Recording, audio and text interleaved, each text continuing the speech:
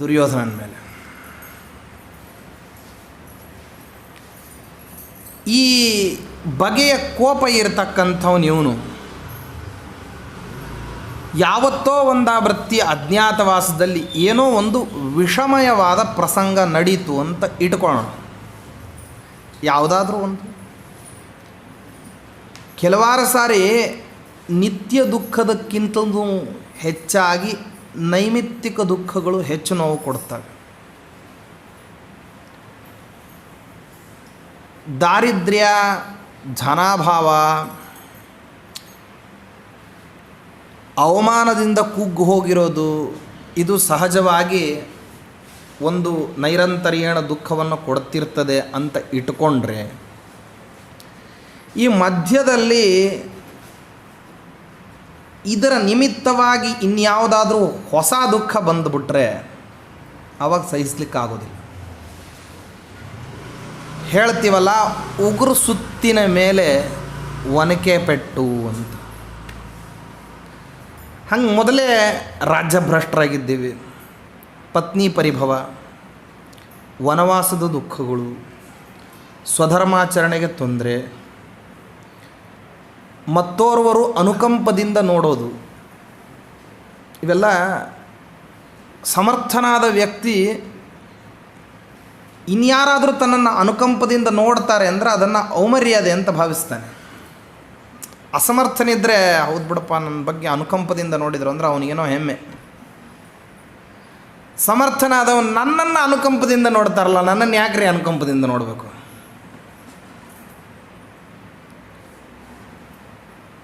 ಅವರು ಅನುಕಂಪದಿಂದ ಇಂಥ ವ್ಯಕ್ತಿಗಳು ನನ್ನನ್ನು ಅನುಕಂಪದಿಂದ ನೋಡ್ತಾರೆ ಅಂತಂದರೆ ಇದಕ್ಕಿಂತಲೂ ಒಂದು ದುಃಖದ ಪ್ರಸಂಗ ಇದೆಯಾ ಅಂತ ಅನ್ನಿಸ್ತದೆ.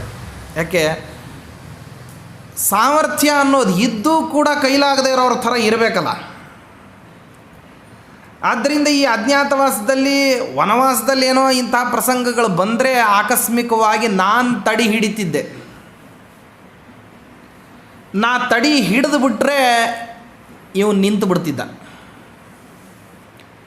ಈಗ ಅಜ್ಞಾತವಾಸ ಒಂದು ವಿಚಿತ್ರವಾದ ಪ್ರಸಂಗ. ಇಲ್ಲಿ ತಡಿ ಹಿಡಿಲಿಕ್ಕೆ ನಾನು ಇವನ ಹತ್ರ ಮಾತಾಡೋ ಹಾಗಿಲ್ಲ. ಬಿಟ್ಟರೆ ಅಜ್ಞಾತವಾಸದ ಭಂಗ ತಪ್ಪಿದ್ದಲ್ಲ. ಏನು ಮಾಡ್ಬೇಕು ಅದಕ್ಕೆ? ಆದ್ದರಿಂದ ಇಂಥ ಒಂದು ವಿಷಮ ಪ್ರಸಂಗದಲ್ಲಿ ನಮ್ಮ ಕೈ ಮೀರಿ ಹೋಗತಕ್ಕಂತಹ ವಿಚಾರದಲ್ಲಿ ಉಳಿದದ್ದೊಂದೇ ದೇವ ಪ್ರಾರ್ಥನಾ. ಅದಕ್ಕೆ ನಿನ್ನನ್ನು ಬೇಡ್ತಾ ಇದ್ದೀನಿ. ಯಾರು ಕಾಮಕ್ರೋಧಾದಿಗಳನ್ನು ತಮ್ಮ ವಶದಲ್ಲಿ ಇಟ್ಕೊಂಡಿರೋದಿಲ್ವೋ ಅವ್ರ ಕೈಯಲ್ಲಿ ಆಕಸ್ಮಿಕವಾಗಿ ಮಾರಕಾಸ್ತ್ರಗಳು ಸಿಕ್ಕಿಬಿಟ್ರೆ ಅನರ್ಥಕರವಾದ ಪ್ರಸಂಗಗಳು ನಡೆದು ಬಿಡ್ತವೆ. ಆಕಸ್ಮಿಕವಾಗಿ ಸಿಕ್ಕಿಬಿಟ್ರೂ ಅನರ್ಥ ಆಗೋಗ್ತದೆ. ಇವನು ಮೊದಲೇ ಎಂಥವನು ಅಂತಂದರೆ ದುರ್ಯೋಧನಾದಿಗಳನ್ನು ಇಲ್ಲಿವರೆಗೆ ಬಿಟ್ಟಿದ್ದೇ ತಪ್ಪು ಅಂತನ್ನುವಂಥ ಮನಸ್ಥಿತಿಯಲ್ಲಿರೋನು. ಇಲ್ಲಿವರೆಗೂ ದುರ್ಯೋಧನಾದಿಗಳು ಬದುಕಿರಬೇಕು ಅಂದರೆ ಯಾಕೆ ಬದುಕಿರಬೇಕು? ಯಾವತ್ತೂ ಅವರು ಮಾಡಬಾರದನ್ನು ಮಾಡಿದ್ದಾರೋ ಹಾಗೆ ಮಾಡಿರ್ತಕ್ಕಂತಹ ವ್ಯಕ್ತಿಗಳಿಗೆ ಎಲ್ಲರೂ ಎಷ್ಟು ಸುಖವಾಗಿರ್ತಾರೆ ಆ ರೀತಿ ಸುಖವನ್ನು ಅನುಭವಿಸ್ಲಿಕ್ಕೆ ಅರ್ಹತೆಯನ್ನು ಕಳ್ಕೊಂಡಿರ್ತಾರೆ, ಅನುಭವಿಸ್ಬಾರ್ದವರು. ಆದ್ದರಿಂದ ಕೋಪ ಎಷ್ಟಿತ್ತು ಅಂತಂದರೆ ಯಾವ ಕ್ಷಣ ಬೇಕಾದರೂ ದುರ್ಯೋಧನ ಸಿಕ್ಕ ಅಂತಂದರೆ ಅವನನ್ನು ಮುಗಿಸಿ ಕೈ ತೊಳ್ಕೊಂಬಿಡೋದು, ಆಮೇಲೆ ಮುಂದಿನ ನೋಡೋಣ ಅಂತ. ಹಾಗೇನಾದರೂ ಮಾಡಿಬಿಟ್ಟ ಅಜ್ಞಾತವಾಸದಲ್ಲೂ ಇಂಥದ್ದು ಯಾವುದಾದ್ರು ದುಷ್ಟ ಪ್ರಸಂಗಗಳು ನಡಿಬಾರ್ದು ಅಂತೇನಿದೆ, ಹಾಗಾಗ್ಬಿಟ್ರೆ ಅಂತ ತನ್ನ ಆತಂಕವನ್ನು ಪ್ರಾರ್ಥನೆಯ ರೂಪದಲ್ಲಿ ಶಮಿ ವೃಕ್ಷದ ಹತ್ತಿರ ಹೊರಗೆ ಹಾಕ್ತಾನೆ. ನೋಡಿ, ನಾವು ನಮಗಿಂತ ದೊಡ್ಡವ್ರಿಗೂ ಕೆಲವರು ಸತ್ಯ ಏನು ಮಾಡಿಬಿಡ್ತೀವಿ ಅಂತಂದರೆ ತಿಳುವಳಿಕೆ ಹೇಳಲಿಕ್ಕೆ ಹೋಗ್ತೀವಿ. ಆವಾಗ ನಮಗೊಂದು ಭ್ರಾಂತಿ ಬಂದಿರ್ತದೆ. ನಮಗಿಂತ ದೊಡ್ಡವರು ಅಂತೇನಿದ್ದಾರೋ ಅವ್ರಿಗಿಂತ ಹೆಚ್ಚು ನಾವು ತಿಳ್ಕೊಂಡಿದ್ದೀವಿ ಅಂತ. ಇಂಥ ಭ್ರಾಂತಿ ಬೇಕಾದಷ್ಟು ಸರ್ತೆ ಬರ್ತಾ ಇರ್ತದೆ. ಜೀವಿತಾವಧಿಯಲ್ಲಿ ವಿದುರ ಒಂದಾವೃತ್ತಿ ಕೂಡ ಪರಮಾತ್ಮನನ್ನು ಮರೆಯೋದಾಗಲಿ ಧರ್ಮವನ್ನು ಮರೆತಾಗಲಿ ಜೀವನ ಮಾಡಿರಲಿಲ್ಲಂತೆ. ಕೃಷ್ಣ ಪರಮಾತ್ಮ ಸಂಧಾನಕ್ಕೆ ಬರೋವರೆಗೆ ಅಷ್ಟು ಮೈಯೆಲ್ಲ ಕಣ್ಣಾಗಿ ಜೀವನವನ್ನು ಮಾಡ್ತಿದ್ದಂತೆ. ಮೈಯೆಲ್ಲ ಕಣ್ಣಾಗಿ ಜೀವನ ಮಾಡೋದು ಅಂತ ಅನ್ನೋದು ಒಂದಿದೆ, ಭಾಳ ಕಷ್ಟಕರವಾದದ್ದು. ಎಲ್ಲಿ ಏನು ತಪ್ಪುಗಳು ನಮ್ಮಿಂದ ನಡೆದು ಬಿಡ್ತದೋ ಅಂತನ್ನೋದನ್ನು ತುಂಬ ಎಚ್ಚರದಿಂದ ಗಮನಿಸ್ತಾ ತಪ್ಪುಗಳು ಆಗದೇ ಇರೋ ಹಾಗೆ ತಾವು ಹೆಜ್ಜೆಗಳನ್ನು ಇಡೋದು. ಎಲ್ಲಿಯೂ ರಾಜವಂಶದಲ್ಲಾಗಲಿ ಬಂಧು ಭ್ರಾತೃ ವರ್ಗದವರ ಮಧ್ಯದಲ್ಲಾಗಲಿ ದುರ್ಯೋಧನಾದಿಗಳ ವಿಷಯದಲ್ಲಾಗಲಿ ಪಾಂಡವರ ವಿಷಯದಲ್ಲಾಗಲಿ ಸ್ವತಃ ಕೃಷ್ಣ ಪರಮಾತ್ಮ ಯಾದವ ಕೃಷ್ಣನ ವಿಷಯದಲ್ಲಾಗಲಿ ವಾಸಿಷ್ಠ ಕೃಷ್ಣ ವೇದವ್ಯಾಸ ದೇವರು ಬಂದಾಗಲಿ ವಿದುರ ಎಲ್ಲಿಯೂ ಕೂಡ ಮರ್ಯಾದೆಯ ಸೀಮೆಯನ್ನು ಮೀರದೇ ಇರೋ ಹಾಗೆ ಧರ್ಮದ ಪರಿಭಾಷಾವನ್ನು ತೊರೆದೇ ಇರೋ ಹಾಗೆ ಜೀವನವನ್ನು ಮಾಡ್ತಾಯಿದ್ದ. ಬಹಳ ಕಠಿಣ ಇತ್ತು. ಇಂತಿಪ್ಪ ವಿದುರನನ್ನು ಬಹಳ ಅಭಿಮಾನದಿಂದ ನೋಡ್ತಿದ್ದಂತೆ ಕೃಷ್ಣ ಪರಮಾತ್ಮ.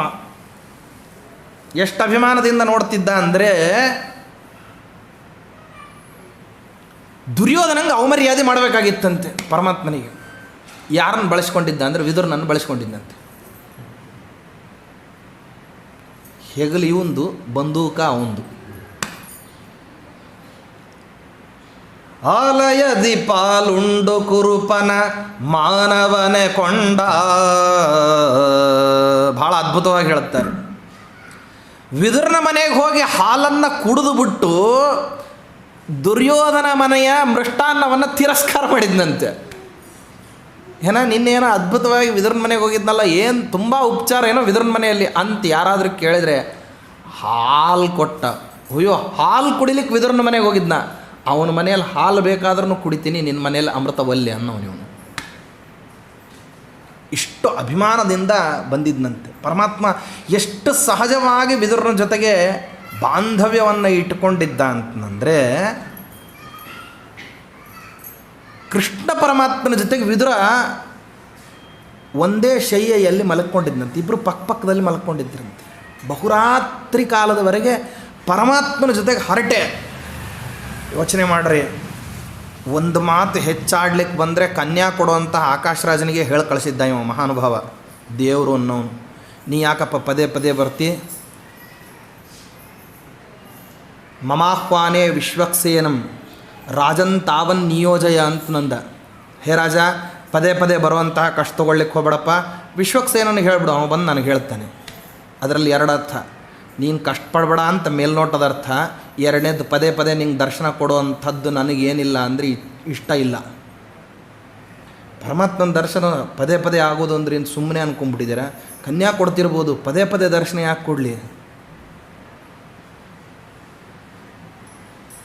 ಬರಬೇಕು ಅಂತ ಹೇಳಿಬಿಟ್ಟು ಅವ್ನಿಗೆ ಹೇಳಿಬಿಡು. ಯಾರಿಗೆ? ವಿಶ್ವಕ್ಸೇನಂಗೆ. ಅವ ದಿನನಿತ್ಯ ಮುಖ ನೋಡೋನು. ಅವನನ್ನು ಅದಕ್ಕಾಗೆ ಇಟ್ಕೊಂಡಿದ್ದೀನಿ ಕೆಲಸಕ್ಕೆ. ಅವನಿಗೆ ಹೇಳ, ಅವ ಬಂದು ನಾನು ಕರೀಲಿ ಅಂದರೆ ನಿನ್ನ ಗಾಂಭೀರ್ಯ ಕಳ್ಕೋಬೇಡ ಅಂತ ಮೇಲ್ನೋಟದಲ್ಲಿ ಹೇಳ್ದಂಗೆ ಎಲ್ಲರೂ ಏನೋ ಎಂಥ ಮರ್ಯಾದೆ ರೀ. ಜಗದೇಕ ಸುಂದರನಾದಂತಹ ಪರಮಾತ್ಮ ತನ್ನ ಮಾವನಿಗೆ ಅಡ್ಡಾಡದೇ ಇರೋ ಹಾಗೆ ಉಪಚಾರ ಮಾಡ್ಲಿಕ್ಕೆ ಬಂದರೆ ಯಾಕಪ್ಪ ಮಾಡ್ತಿ ಅಂತ ಈ ರೀತಿ ಹೇಳ್ತಿದ್ದಾನ. ಅಲ್ಲ, ಉಪಚಾರ ಮಾಡೋದಲ್ಲ ಇದು, ನೀನು ಅಲ್ಲೇ ಇರು, ನಾ ಇಲ್ಲೇ ಇರ್ತೀನಿ ಅಂತ. ಇಂಥ ಪರಮಾತ್ಮ ಅಷ್ಟು ಹತ್ತಿರದಲ್ಲಿ ಬಂದು ಮಲಕ್ಕೊಂಡು ವಿದುರನ ಜೊತೆಗೆ ಏಕಾಸನದಲ್ಲಿ ಶಯ್ಯಾದಲ್ಲಿ ಇದ್ದಾನ ಪರಮಾತ್ಮ. ಮಾತಾಡ್ತಾ ಮಾತಾಡ್ತಾ ಮಾತಾಡ್ತಾ ವಿದುರ ಅಂತಾನೆ, ಕೃಷ್ಣ, ಒಂದು ವಿಷಯದ ಬಗ್ಗೆ ನೀನು ಭಾಳ ಎಚ್ಚರದಿಂದಿರಬೇಕು. ಸೂಕ್ಷ್ಮವಾದ ವಿಚಾರ, ನಿಂಗೆ ಗೊತ್ತಾಗೋದಿಲ್ಲ ಅನಿಸತ್ತೆ. ನಾಳೆ ದುರ್ಯೋಧನ ನಿನ್ನನ್ನು ಬಂಧನ ಮಾಡಬೇಕು ಅಂತ ಅಂದ್ಕೊಂಡಿದ್ದಾನೆ. ನನಗೆ ಗುಪ್ತಚರರ ದ್ವಾರ ವರದಿ ಸಿಕ್ಕಿದೆ. ನಿನ್ನ ಮೇಲೆ ಭಾಳ ಅಭಿಮಾನ ಇದ್ದದ್ರಿಂದ ಮೊದಲೇ ಹೇಳ್ತಿದ್ದೀನಿ ಅಂದ. ಮಲಕ್ಕೊಂಡಿದ್ದ ಪರಮಾತ್ಮ ಎದ್ದು ಕೂತ್ಕೊಂಡ. ವಿದುರ, ನನ್ನ ಯಾರು ಅಂತ ಅಂದ್ಕೊಂಡಿದ್ದಿ ಅಂದ. ಉತ್ತರ ಕ್ಷಣ ವಿದುರನಿಗೆ ಅಯ್ಯಯ್ಯ ಎಂಥ ಅನರ್ಥ ಆಗೋಗ್ಬಿಡ್ತು. ಇಂಥ ಜಗದೇಕವಲ್ಲಭನಾದಂತಹ ಪರಮಾತ್ಮನನ್ನೇ ಈ ಕಶ್ಚಿತ್ ಪ್ರಾಣಿ ಕ್ಷುದ್ರೋಪದ್ರವವನ್ನು ಕೊಡ್ತಕ್ಕಂತಹ ದುರ್ಯೋಧನನಂತಹ ವ್ಯಕ್ತಿ ಅವನನ್ನು ಕಟ್ಲಿಕ್ಕೆ ಆಗ್ತದೆ. ಅಯ್ಯೋ ಪರಮಾತ್ಮ ಅಪರಾಧ ಆಗೋಗ್ಬಿಡ್ತು, ಕ್ಷಮಾ ಮಾಡು. ಹೂ ಅಂತ ನಂದ, ಇರಲಿ ಅಂತ ಹೇಳಿ ಪರಮಾತ್ಮ ಈ ಪ್ರಸಂಗವನ್ನು ಶ್ರೀಮದಾಚಾರ್ಯರು ಉಲ್ಲೇಖ ಮಾಡ್ತಾರೆ. ದ್ರೌಪದಿ ಮಾನ್ ರಕ್ಷಣಾದ ಸಂದರ್ಭದಲ್ಲಿ ತನ್ನ ವಿವೇಕವನ್ನು ಕಳ್ಕೊಳ್ಳದೆ ಇರತಕ್ಕಂತಹ ವಿದುರನಿಗೆ ಕೃಷ್ಣ ಪರಮಾತ್ಮ ಅತಿ ಸಮೀಪಕ್ಕೆ ಬಂದಾಗ ಏನಾಗ್ಬಿಟ್ಟಿತ್ತು ಅಂದರೆ ವಿವೇಕ ಮುಸುಕಿ ಹೋಗ್ಬಿಟ್ಟಿತ್ತು ಅಜ್ಞಾನದಿಂದ. ದೊಡ್ಡ ದೊಡ್ಡವರ ಬಗ್ಗೆ ಏನಾಗ್ತದೆ ಅಂದರೆ ಅತಿ ಸಾಂಗತ್ಯದಲ್ಲಿದ್ದಾಗ ಇಂಥ ತಪ್ಪುಗಳು ಸಹಜವಾಗಿ ನಡೀತದಂತೆ. ನೋಡ್ರಿ ಆಚಾರ್ಯ ಸ್ವಲ್ಪ ಹುಷಾರಾಗಿ ಹೋಗ್ರಿ, ಸ್ವಲ್ಪ ಭಾಳ ತೂಕದವ್ರು ಇದ್ದೀರಿ, ಎಲ್ಲರ ಬಿದ್ದಿಗಿದ್ದೀರಿ, ಆಚಾರ್ಯಗೆ ಗೊತ್ತಿಲ್ವೇ ತಮ್ಮ ತೂಕ ಎಷ್ಟಿದೆ ಅಂಥೇಳಿ. ಹೀಗೆಲ್ಲ ಏನು ಮಾಡ್ತಾರೆ ಅಂದರೆ ಹಾಸ್ಯ ಮಾಡ್ತಾರೆ. ಅಲ್ಲ ಈ ರೀತಿ ನಾವು ಅಂದರೆ ಏನಾಗ್ಬೋದು, ನಮ್ಮ ಯೋಗ್ಯತೆ ಏನು, ಅವ್ರದ್ದೇನು ಯೋಚನೆ ಮಾಡಲಾರ್ದೆ ಏನು ಮಾಡ್ತಾರೆ, ಮಾತಾಡ್ತಾರೆ. ಅದಕ್ಕೋಸ್ಕರವಾಗಿ ಭೀಮಸೇನ್ ದೇವರನ್ನು ಅಕಸ್ಮಾತ್ತಾಗಿ ನಿನ್ನ ಹತ್ತಿರದಲ್ಲಿ ಶಸ್ತ್ರವನ್ನು ತಗೊಳ್ಳಿಕ್ಕೆ ಬಂದರೆ, ಹೇ ಶಮಿ ವೃಕ್ಷ ನೀ ಅವಕಾಶ ಕೊಡಬೇಡ ಅಂತ ಭೀಮಸೇನ್ ದೇವರನ್ನು ಕಾಮಕ್ರೋಧಗಳಿಗೆ ವಶರಾಗತಕ್ಕಂಥವರು ಅನ್ನೋ ಕ್ರಮದಲ್ಲಿ ಯುಧಿಷ್ಠಿರ ಯೋಚನೆ ಮಾಡ್ತಾನೆ. ಯಾಕೆ ಬಕಾಸುರನನ್ನು ಕೊಂದಾಗ ಜಗತ್ತಿಗೆ ಯಾರಿಗೆ ಆದ್ರೂ ಗೊತ್ತಾಗಿತ್ತ ಭೀಮಸೇನ್ ದೇವರು ಕೊಂದಿದ್ದಾರೆ ಅಂಥೇಳಿ. ಅಲ್ಲೇನು ಅಜ್ಞಾತವಾಸದ ಪ್ರಸಂಗ ಇರಲಿಲ್ಲ, ಇನ್ನೊಬ್ಬರು ಕಂಡುಹಿಡಿತಾರೆ ಅಂತನ್ನೋ ಭಯ ಇರಲಿಲ್ಲ. ಆದರೆ ಯಾರಿಗಾದರೂ ಗೊತ್ತಾಗಿತ್ತ? ನಡೆದು ಎಷ್ಟೋ ದಿವಸ ಅಲ್ಲ, ತಿಂಗಳಲ್ಲ, ವರ್ಷ ಆದಮೇಲೆ ಗೊತ್ತಾಯಿತು ಬಕಾಸುರನನ್ನು ಕೊಂದವನು ಇವನೇ ಆಗಿರಬೇಕು ಅಂಥೇಳಿ ಊಹಾ ಮಾಡಿ ಆಮೇಲೆ ಅಯ್ಯೋ ಬೇರೆಯವರು ಯಾರ ಕಡೆಯಿಂದಲೂ ಬಕಾಸುರ ಸಾಯ್ಲಿಕ್ಕೆ ಸಾಧ್ಯ ಇಲ್ಲ, ಕೊಂದವನು ಭೀಮಸೇನನೇ ಇರಬೇಕು ಅಂತ ಆಮೇಲೆ ನಿಶ್ಚಯ ಮಾಡ್ಕೊಂಡ್ರೆ ಎಲ್ಲರೂ. ಯಾರಿಗೆ ಗೊತ್ತಿತ್ತು? ಬೇಡ ಮುಂದೆ ಕೀಚಕನನ್ನು ಕೊಲ್ತಾರಲ್ಲ, ಯಾರ ಹೋಗ್ಬಿಟ್ಟು ಕೀಚಕನನ್ನು ಕೊಂದವನು ಭೀಮಸೇನ ಅಂತ ಯಾರ ನಾವು ಪ್ರತ್ಯಕ್ಷದಲ್ಲಿ ನೋಡಿದ್ದೀವಿ ಅಂತ ಯಾರ ಹೇಳಿದ್ರೇನು? ಹೇಳಿದವ್ರು ಯಾರೂ ಕೂಡ ಬದುಕೇ ಇರಲಿಲ್ಲ. ಉಪಕೀಚಕರು ಹೇಳಲಿಕ್ಕೆ ಹೋಗಿದ್ರಂತೆ. ಹೇಳಲಿಕ್ಕೆ ಹೋದವರು ಒಬ್ಬರೂ ಕೂಡ ಸ್ಮಶಾನದಿಂದ ಹೊರಗೆ ಬಂದು ಉಸಿರೇ ಆಡಿರಲಿಲ್ಲಂತೆ. ಅವ್ರು ಸ್ಮಶಾನಕ್ಕೆ ಬಂದಿದ್ರು. ಅವರು ದ್ರೌಪದಿ ದೇವಿಯನ್ನು ಕೀಚಕನ ಶವಯಾತ್ರೆಯಲ್ಲಿ ಹೆಡಮುರಿಗೆ ಕಟ್ಟಿಕೊಂಡು ಎಳ್ಕೊಂಡು ಹೋಗಿದ್ದರು. ಅವ್ರು ಯಾರು ಬಂದಿದ್ರಷ್ಟೇ ಸ್ಮಶಾನಕ್ಕೆ, ಮರಳಿ ಯಾರು ಹೋಗಲೇ ಇಲ್ಲ, ನಡ್ಕೊಂಡು ಬಂದಿದ್ದರು. ಪಾಪ ಇವ್ರನ್ನ ಹೊತ್ಕೊಂಬರೋದು ಕಷ್ಟ ಆಗ್ತದೆ ಅಂತ ಬಂದವ್ರನ್ನ ಸ್ಮಶಾನದಲ್ಲೇ ಉಳಿಸ್ಬಿಟ್ರು. ಅವ್ರನ್ನ ಬಂದವರು ಸ್ಮಶಾನಕ್ಕೆ ಹೋಗದೇ ಇರೋರು ಅಂದ್ರೆ ಯಾರು ಗೊತ್ತಲ್ಲ. ಆದ್ದರಿಂದ ಅವ್ರು ಯಾರೂ ಉಸಿರಿನಿಂದ ಹೊರಗೆ ಹೋಗಲಿಲ್ಲಂತೆ. ಇಂತಿಪ್ಪ ಸಾಮರ್ಥ್ಯವಂತರಾಗಿರ್ತಕ್ಕಂತಹ ಭೀಮಸೇನ್ ದೇವರ ಬಗ್ಗೆ ಧರ್ಮರಾಜ ಏನು ಮಾತಾಡ್ತಾನೆ ಅಂದರೆ, ಇವರಿಗೆ ಕಾಮಕ್ರೋಧ, ಇವರಿಗೆ ಕ್ರೋಧ ಅಧೀನದಲ್ಲಿಲ್ಲ, ಇವರ ಅಧೀನದಲ್ಲಿ ಕ್ರೋಧ ಇಲ್ಲ, ಇವರ ಅಧೀನದಲ್ಲಿ ಮಾತ್ಸರ್ಯ ಇಲ್ಲ, ಇವರ ಅಧೀನದಲ್ಲಿ ದ್ವೇಷಾಸೂಯೆಗಳಿಲ್ಲ ಅಂತ ಹೇಳಿ ಮಾತಾಡ್ತಾನೆ. ಅನೇಕ ಪ್ರಸಂಗಗಳಲ್ಲಿ ತನಗೆ ಗೊತ್ತಿದೆ ಅವನೆಂಥ ವೀರೋಚಿತನಾಗಿರತಕ್ಕಂತಹ ಯೋಗಿಯ ಕ್ರಮದಲ್ಲಿ ಜೀವನ ಮಾಡಬಹುದಾದಂತಹ ವ್ಯಕ್ತಿ ಅಂತ ಹೇಳಿ. ಇಲ್ಲೇ ಹಿಂದೆ ಕೆಲವು ದಿವಸಗಳ ಹಿಂದೆ ನಡೆದಿದೆ. ಈ ಮಣಿಮಂತ ಕ್ರೋಧವಶರು ಮತ್ತು ಇವರನ್ನೆಲ್ಲರನ್ನೂ ಕೊಲ್ಲುವಂತಹ ಸಂದರ್ಭದಲ್ಲಿ ಭೀಮಸೇನ್ ದೇವರು ಏಕಾಂಗಿಯಾಗಿ ಕುಬೇರನ ಸರೋವರದ ಮಧ್ಯದಲ್ಲಿ ನಿಂತುಕೊಂಡಿದ್ರಂತೆ. ಸುತ್ತಲೂ ಯಾವ ಪರ್ವತಗಳಿದ್ವು ಅಂತ ಗುರುತಿಸ್ಲಿಕ್ಕೆ ಆಗದೇ ಇರುವಷ್ಟರ ಮಟ್ಟಿಗೆ ಅಸ್ಥಿಗಳ ಪರ್ವತದ ಮಧ್ಯಭಾಗದಲ್ಲಿ ನಿಂತ್ಕೊಂಡಿದ್ರಂತೆ. ಅಷ್ಟು ಪರ್ವತ ಪ್ರಾಯವಾಗಿ ಹೆಣಗಳು ಬಿದ್ದುಬಿಟ್ಟಿದ್ವಂತೆ. ಕಿರ್ಮೀರರು, ಕ್ರೋಧವಶರು ಮತ್ತು ಮಣಿಮಂತನೆ ಮೊದಲಾದಂತಹ ದೈತ್ಯರು 100 ಕೋಟಿ ಜನ ಇದ್ರಂಥವ್ರು. ಏಕಾಂಗಿಯಾಗಿ ನಿರಾಯುಧರಾಗಿ ಕೊಂದಿದ್ರಂತೆ. ಪಾಪ ಸುದ್ದಿ ಹೋಗಿ ಯಾರೂ ಕುಬೇರನಿಗೆ ಹೇಳಿರಬಾರ್ದು, ಹಂಗಾಗಿ ಹೋಗ್ಬಿಟ್ಟಿತ್ತಂತೆ. ಯಾಕೆ ಯಾರ ಅಲ್ಲಿಂದ ದಾಟಿ ಹೋದ್ರಲ್ವೇ ಇವ್ರನ್ನ, ಯಾರಿಗೂ ಗೊತ್ತಿರಬಾರ್ದು. ಕ್ರೋಧಕ್ಕೆ ವಶನವು ಯಾಮನ ಆಗ್ತಾನೆ ಅಂದರೆ, ಯಾಮನಿಗೆ ಇಂದ್ರಿಯಗಳನ್ನು ಜಯಿಸ್ತಕ್ಕಂಥ ಬಲ ಇರೋದಿಲ್ಲ. ಅವನು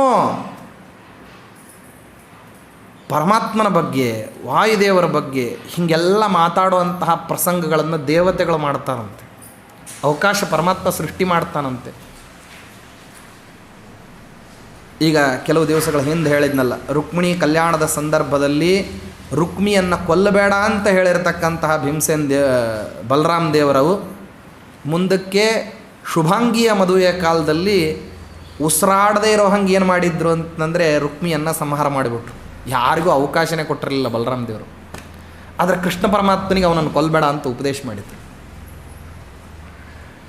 ದುರ್ಯೋಧನನನ್ನು ಬಹಳ ಅತ್ಯಾಪ್ತ ಶಿಷ್ಯ ಸಾಂಬನನ್ನು ಅವನು ಕರ್ಕೊಂಡು ಹೋಗ್ಬಿಟ್ಟಿದ್ದಾನೆ ಅಂದರೆ ಅವನಿಗೆ ಸಮಾಧಾನ ಹೇಳಿ ಕರ್ಕೊಂಬರ್ತೀನಿ, ಕೃಷ್ಣ ನೀನು ಹೋಗಬೇಡ, ಸಾಂಬನನ್ನು ನಾನು ಕರ್ಕೊಂಬರ್ತೀನಿ ಅಂತ ಹೋದಂತಹ ಬಲರಾಮ ದೇವರಿಗೆ, ಹೋಗುವಂತಹ ಬಲರಾಮ ದೇವರಿಗೆ ಪರಮಾತ್ಮ ಹೇಳುತ್ತಾನೆ, ಹೋಗೋದು ಹೋಗ್ತಿ, ಹಾಗೆ ಹೋಗಬೇಡ, ದುರ್ಯೋಧನ ಅವನು ಸೈನ್ಯ ತೊಗೊಂಡು ಹೋಗು ಅಂತಂದರೆ, ಸೈನ್ಯ ಏನು ಬೇಕಾಗಿಲ್ಲ, ನಾನು ತಿಳುವಳಿಕೆ ಹೇಳ್ತೀನಿ ಅಂತ ಹೋದರು. ಅಂದರೆ ಪರಮಾತ್ಮನ ಮಾತನ್ನು ಧಿಕ್ಕರಿಸ್ತಕ್ಕಂಥವ್ರು, ಭೀಮಸೇನ ದೇವರ ಮಾತನ್ನು ಧಿಕ್ಕರಿಸ್ತಕ್ಕಂಥವ್ರು ಅಪಮಾನಿತರಾದರು. ಬಲರಾಮ ದೇವರು ಅಪಮಾನಿತನಾದ ಧರ್ಮರಾಜ ರಾಜಸೂಯಾಗದ ಸಂದರ್ಭದಲ್ಲಿ ಜರಾಸಂಧನನ್ನು ಕೊಲ್ತಾನೋ ಇಲ್ವೋ ಅಂತ ಹೇಳಿ ಸಂದೇಹ ಪಟ್ಟದ್ದು ಕೃಷ್ಣ ಪರಮಾತ್ಮನ ಎದುರಿಗೇನೆ ಧರ್ಮರಾಜನಿಗೆ ಅಪಮಾನ ಆಯಿತು.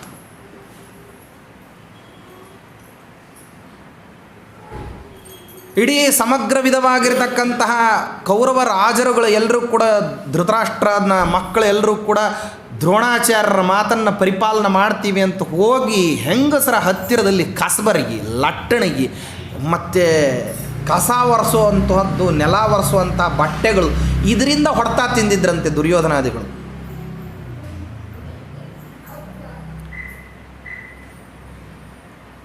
ಸೈನಿಕರ ಹತ್ರ ಹೊಡೆತ ತಿನ್ನೋದಲ್ಲ, ಇಂಥ ಹೆಣ್ಮಕ್ಳ ಹತ್ರ ಮಕ್ಕಳ ಹತ್ರ ಹೊಡೆತ ತಿಂದು ಬಂದಿದ್ರಂತೆ. ಆಗಲ್ಲ ನಮಗೆ ದ್ರುಪದರಾಜನನ್ನು ಹೆಡಮುರಿಗೆ ಕಟ್ಟೋದಲ್ಲ, ದ್ರುಪದರಾಜನ ಪ್ರಾಂತ ದೇಶಕ್ಕೆ ಹೋಗ್ಲಿಕ್ಕಾಗೋದಿಲ್ಲ ಅಂತ ದುರ್ಯೋಧನಾದಿಗಳು ಎಲ್ಲರೂ ಕರ್ಣನ ಸಮೇತವಾಗಿ ಮರಳಿ ಓಡಿ ಬಂದ್ರಂತೆ. ಒಬ್ಬ ಭೀಮಸೇನ ದೇವರು ಏಕಾಂಗಿಯಾಗಿ ಹೋಗಿ ದ್ರುಪದರಾಜನ ಇಡೀ ಸೈನ್ಯವನ್ನು ಸವರಿ ನಿಂತು ಅರ್ಜುನನಿಗೆ ಹೇಳಿದ್ರಂತ, ಹೋಗಿ ಕಟ್ಕೊ ಅವನನ್ನು. ಇವ ಬಂದಿದ್ದು ಏನು ದೊಡ್ಡ ಮಹಾ ಕೆಲಸ ಏನಿಲ್ಲ, ಬಂದ ಹೆಡಮುರಿಗೆ ಕಟ್ಕೊಂಡ, ಕರ್ಕೊಂಡು ಹೊಂಟ. ಗೆದ್ದವ್ರು ಯಾರು? ಭೀಮಸೇನ ದೇವರು. ಕೀರ್ತಿ ಯಾರಿಗೆ? ಅರ್ಜುನ. ಹಿಂಗೆ ಅನೇಕ ವಿಧವಾಗಿರತಕ್ಕಂತಹ ಪ್ರಸಂಗಗಳಲ್ಲಿ ಭೀಮಸೇನನ ಬಲವನ್ನು ಆಶ್ರಯಣ ಮಾಡಿಕೊಂಡು ತಾವು ಅತ್ಯುತ್ಕೃಷ್ಟವಾಗಿರತಕ್ಕಂತಹ ಜಯ ಸಂಪಾದನೆ, ಅತ್ಯದ್ಭುತವಾಗಿರತಕ್ಕಂತಹ ವಿಪತ್ತುಗಳಿಂದ ಪಾರುಗೊಂಡಿದ್ದರೂ ಕೂಡ ಭೀಮಸೇನ ದೇವರ ಬಗ್ಗೆ ಮಾತಾಡ್ತಾನೆ ಧರ್ಮರಾಜ. ಆದರೆ ಹಿರಿಯರಾಗಿ, ಕ್ಷಮಾಶೀಲರಾಗಿ, ಭಗವದ್ಭಕ್ತರಾಗಿ, ಪರಮಾತ್ಮನ ಸಂಕಲ್ಪವನ್ನು ಅರಿತವರಾಗಿ ಭೀಮಸೇನ ದೇವರು ಇದಕ್ಕೆ ಯಾವ ಪ್ರತಿಕ್ರಿಯೆ ಕೊಡೋದಿಲ್ಲ. ಅರ್ಜುನ ಬಂದರೆ ಕೊಟ್ಟುಬಿಡು, ನಾನು ಬಂದರೆ ಕೊಡು, ಭೀಮಸೇನ ಬಂದರೆ ಕೊಡಬೇಡ ಅಂತಂತಾರೆ. ಯಾಕೆ ಈ ರೀತಿಯಾದಂತಹ ಮಾತುಗಳನ್ನು ಆಡ್ತಾರೆ ಅಂದರೆ, ಆಡಲಿಕ್ಕೆ ದೊಡ್ಡವರು ಅವಕಾಶವನ್ನಾದರೂ ಯಾಕೆ ಕೊಡ್ತಾರೆ ಅಂತಂದರೆ, ಯೋಗ್ಯತಾ ಮೀರಿ ಏನು ಪುಣ್ಯ ಸಂಚಯ ಆಗಿರ್ತದೆ ಅದನ್ನು ಎಳೆದು ಬಿಡ್ತಾರಂತೆ ಇಂಥ ಮಾತುಗಳನ್ನು ಆಡಿದರೆ.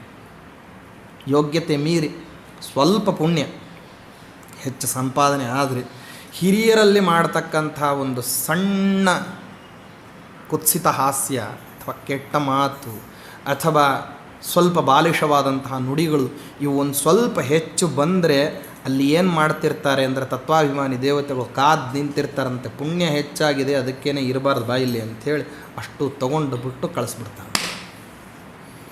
ಅದಕ್ಕೆ ಲಕ್ಷ್ಮಣನಾಗಿ ಸೇವೆ ಮಾಡಿದಾಗ ಬಂದಿರತಕ್ಕಂತಹ ಪುಣ್ಯವನ್ನು ಪರಮಾತ್ಮ ಏನು ಮಾಡ್ದ, ಹೆಚ್ಚಾದದ್ದಿದೆ ಅದನ್ನು ಏನು ಮಾಡೋಣ, ಅಣ್ಣನಾಗಿ ಹುಟ್ಟಿಸಿ ಅದನ್ನು ತೆಗೆದು ಬಿಡೋಣ ಅಂತ ಹೇಳಿ ಬಲರಾಮ ದೇವರ ಕಡೆಯಿಂದ ಇಂಥ ಮಾತುಗಳು ರುಕ್ಮಿಣಿ ಕಲ್ಯಾಣದ ಸಂದರ್ಭದಲ್ಲಿ, ಸ್ಯಮಂತಕೋಪಾಖ್ಯಾನದ ಸಂದರ್ಭದಲ್ಲಿ, ಬೇರೆ ಬೇರೆ ಅನೇಕಾನೇಕ ಪ್ರಸಂಗಗಳಲ್ಲಿ, ಸಾಂಬನ ವಿವಾಹದ ಸಂದರ್ಭದಲ್ಲಿ, ಕುರುಕ್ಷೇತ್ರದ ಯುದ್ಧದ ಸಂದರ್ಭದಲ್ಲಿ, ದುರ್ಯೋಧನ ಭೀಮಸೇನ ದೇವರ ಗದಾ ಯುದ್ಧದ ಪ್ರಸಂಗದಲ್ಲಿ, ಹಿಂಗೆ ಹಲವಾರು ಪ್ರಸಂಗಗಳಲ್ಲಿ ಪರಮಾತ್ಮ ಏನು ಮಾಡಿದ್ದಾನೆ, ಬಲರಾಮ ದೇವರದ ಪುಣ್ಯವನ್ನು ಭೀಮಸೇನ ದೇವರು ಅರ್ಜುನ ಮತ್ತು ಧರ್ಮರಾಜಾದಿಗಳ ಪುಣ್ಯವನ್ನು ಈ ರೀತಿ ಏನು ಮಾಡಿದ್ದಾರೆ ಅಂದರೆ ತಾವು ನಿಸ್ಸಂಕೋಚವಾಗಿ ಎಳ್ಕೊಂಡ್ಬಿಡ್ತಾರೆ. ಅವರಿಗೆ ಅಷ್ಟು ಸಾಮರ್ಥ್ಯ ಇರ್ತದೆ.